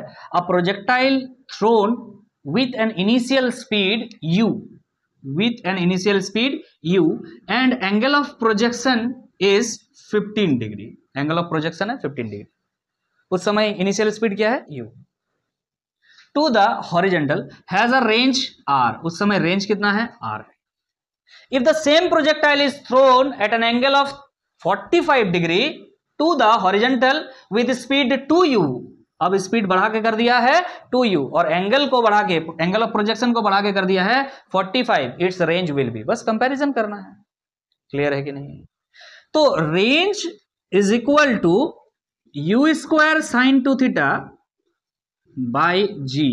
यहां क्या क्या चेंज कर रहा है देख लीजिए सर, वेलोसिटी को चेंज कर रहा है और एंगल ऑफ प्रोजेक्शन को चेंज कर रहा है, मतलब जी को चेंज नहीं कर रहा है, तो इससे कोई मतलब नहीं है, फिर छोड़ दीजिए इसको। तो आप कांस्टेंट को हटा दीजिए तो क्या दिख रहा है यहां पर, यू स्क्वायर और साइन 2 थीटा, मतलब थीटा के हिसाब से चेंज होगा, जो भी चेंज होगा। तो केस 1 के लिए रेंज को R1 मान लेते हैं, केस 2 के लिए रेंज को R2 मान लेते हैं, R1 और R2 मान लिया। क्लियर है कि नहीं? तो पहले फॉर्मूला में सिर्फ इस चीज पे ध्यान दीजिए, पहले वेलोसिटी कितना है बोला है, u ही तो है स्पीड, और एंगल ऑफ प्रोजेक्शन कितना 15 डिग्री, मतलब यहां पर क्या लिखेंगे साइन 2 इंटू थीटा की जगह 15 डिग्री। बोले क्लियर है कि नहीं? अपॉन, अब फॉर्मूला ये है, इस फॉर्मूला में आपको स्पीड को चेंज करके लिखना है। स्पीड क्या हो चुका है, 2u हो चुका है, तो u की जगह क्या लिखेंगे 2u और उसका स्क्वायर हो गया, और साइन 2 थीटा की जगह क्या लिखेंगे, साइन 2 थीटा की जगह हो जाएगा आपका 45 डिग्री। बोलिए क्लियर है कि नहीं? बस काम हो चुका है। सो R1 बाई R2 यहां से क्या निकल करके आ जा रहा है, यहां से सर u स्क्वायर और नीचे में 4u स्क्वायर आ रहा है, और साथ में यहां पे साइन 30 डिग्री आ रहा है, डिवाइड में साइन 90 डिग्री आ रहा है। बोलिए क्लियर है कि नहीं? R1 by R2, R1 by R2 is equal to कितना आ जा रहा है, u square is cancelled, so 1/4 आ रहा है बच्चा, इनटू साइन 30 डिग्री 1/2 हो गया, और साइन 90 डिग्री 1 हो गया। तो यहां से निकल करके आ रहा R1 बाई R2, ये तो नीचे ही आ जाएगा 2, तो 2 इंटू 4 दैट इज 8 हो गया। एंड व्हाट इज R1, पहला कंडीशन में रेंज आपको दिया हुआ कितना है, R है, तो पहला कंडीशन में रेंज को R लिख दिया, R2 को उधर लेके चले जाएगा, 8 को इधर लेके आ जाएगा, 8R इक्वल टू R2 आ जा रहा, आपको दिख रहा है। जो सेकंड रेंज होगा वो क्या होगा, 8R के इक्वल होगा, 8R is in option C. Next सवाल पर आ रहे हैं, ध्यान दीजिएगा, एक और सवाल इस स्लाइड में हमने लिया है, और इस सवाल का पर्पस ये है कि आपको मैं बता दूं जाते जाते, this is the last question, जाते जाते ये बता दूं कि क्वेश्चन जब आप सॉल्व करें उस समय क्वेश्चन को ध्यान से पढ़िएगा कि डाटा क्या है, नहीं तो मिस्टेक हो जाएगा। यहां पे देखिए इसका खूबसूरती क्या कह रहा है, बहुत आसान सवाल है, अगर आपको पता तो बहुत आसान है, नहीं पता तो आप छोड़ जाएंगे। क्यों? क्योंकि यहां पे 2 वेलोसिटीज आपको दिए होंगे। देखिए यहां से क्या कह रहा है, a projectile is throne from a point in a horizontal place, कोई हॉरिजेंटल प्लेस है जिस जगह से एक प्रोजेक्टाइल को प्रोजेक्ट किया गया है, such that its horizontal and vertical velocity components are 9.8 metre per second and 19.6 metre per second respectively. एक हॉरिजेंटल लेवल है, क्लियर है कि नहीं? हॉरिजेंटल लेवल से प्रोजेक्ट किया गया है प्रोजेक्टाइल को, और एंगल के बारे में कोई जिक्र नहीं, मतलब सेम एंगल होगा ऑब्वियसली। एक प्रोजेक्टाइल को प्रोजेक्ट किया गया है, स्पीड क्या है इसका 9.8 मीटर पर सेकंड, एक और प्रोजेक्टाइल को इसी एंगल से प्रोजेक्ट किया गया है आपका 19.6 मीटर पर सेकंड, और ऐसे करके जाके गिरेगा। तो आपसे क्या पूछ रहा है यहां पर, इट्स रेंज विल बी, बस जैसे ही बच्चा ऐसा सोचेगा और टीचर कर देगा फटाक से ऐसा। क्लियर है कि नहीं है? 2 प्रोजेक्टाइल यहां है ही नहीं, एक सिंगल प्रोजेक्टाइल है, और एक सिंगल प्रोजेक्टाइल का जो वेलोसिटी है वो नहीं दिया हुआ है। एक सिंगल प्रोजेक्टाइल है बच्चा, ये एक सिंगल प्रोजेक्टाइल है, और ये जो वेलोसिटी है ये नहीं दिया हुआ है जो कि आप वहां लिख रहे हैं। ये क्या दिया हुआ है, ध्यान से पढ़िएगा, its horizontal and vertical velocity components are, मतलब इसका जो हॉरिजेंटल कंपोनेंट है वो क्या है, ux क्या है दिया हुआ है, और ये जो वर्टिकल कंपोनेंट होगा इसका uy, ये क्या है, ये दिया हुआ है। समझ में आ रहा है कि नहीं आ रहा? क्या दिया हुआ है, ux और uy। इस वेलोसिटी को नहीं दिया है, इसका हॉरिजेंटल कंपोनेंट और इसका वर्टिकल कंपोनेंट आपको दे दिया गया है, और बोल दिया गया है इसका रेंज क्या होगा। तो रेंज का एक और फॉर्मूला आपको इसी वजह से पढ़ाए थे कि क्या होता है, 2ux uy by g। ux is horizontal component of the velocity, initial velocity, and vertical component of the velocity क्या है, initial velocity क्या है, uy है। बस वैल्यू बैठाइए, आंसर लाइए। आंसर तो बहुत इजी, हम शुरू में ही बोल देते, ux माने हॉरिजेंटल कंपोनेंट क्या है, horizontal component 9.8 9.8 metre per second. Vertical component क्या है, डायरेक्टली दिया हुआ है 19.6 और डिवाइड में जी है तो आप 10 ले लीजिए बस। अरे बोलो समझ में आया कि नहीं आया। अब आंसर जो भी होगा वो मीटर में आएगा और आंसर आपको कमेंट बॉक्स में कमेंट कर देना है। क्लियर है कि नहीं है? तो इस क्वेश्चन का सिर्फ और सिर्फ पर्पस ये था कि क्वेश्चन को ठीक से पढ़िएगा तो आप डील कर पाएंगे सवाल को। अगर आपको सेशन अच्छा लगा है, लास्ट में कह रहे हैं, तो लाइक कर दीजिएगा। अगर चैनल पे नए हैं तो चैनल को सब्सक्राइब कर लीजिएगा। और अगर कोई भी डाउट इस पूरे वीडियो में देखते हुए आपको मिलता है तो आप जरूर कमेंट बॉक्स में कमेंट कीजिए और अपना सजेशन भी कमेंट कर सकते हैं फॉर आवर बेटरनेस। तो मिलते हैं फिर नेक्स्ट वीडियो में, तब तक के लिए अलविदा। Thank you so much.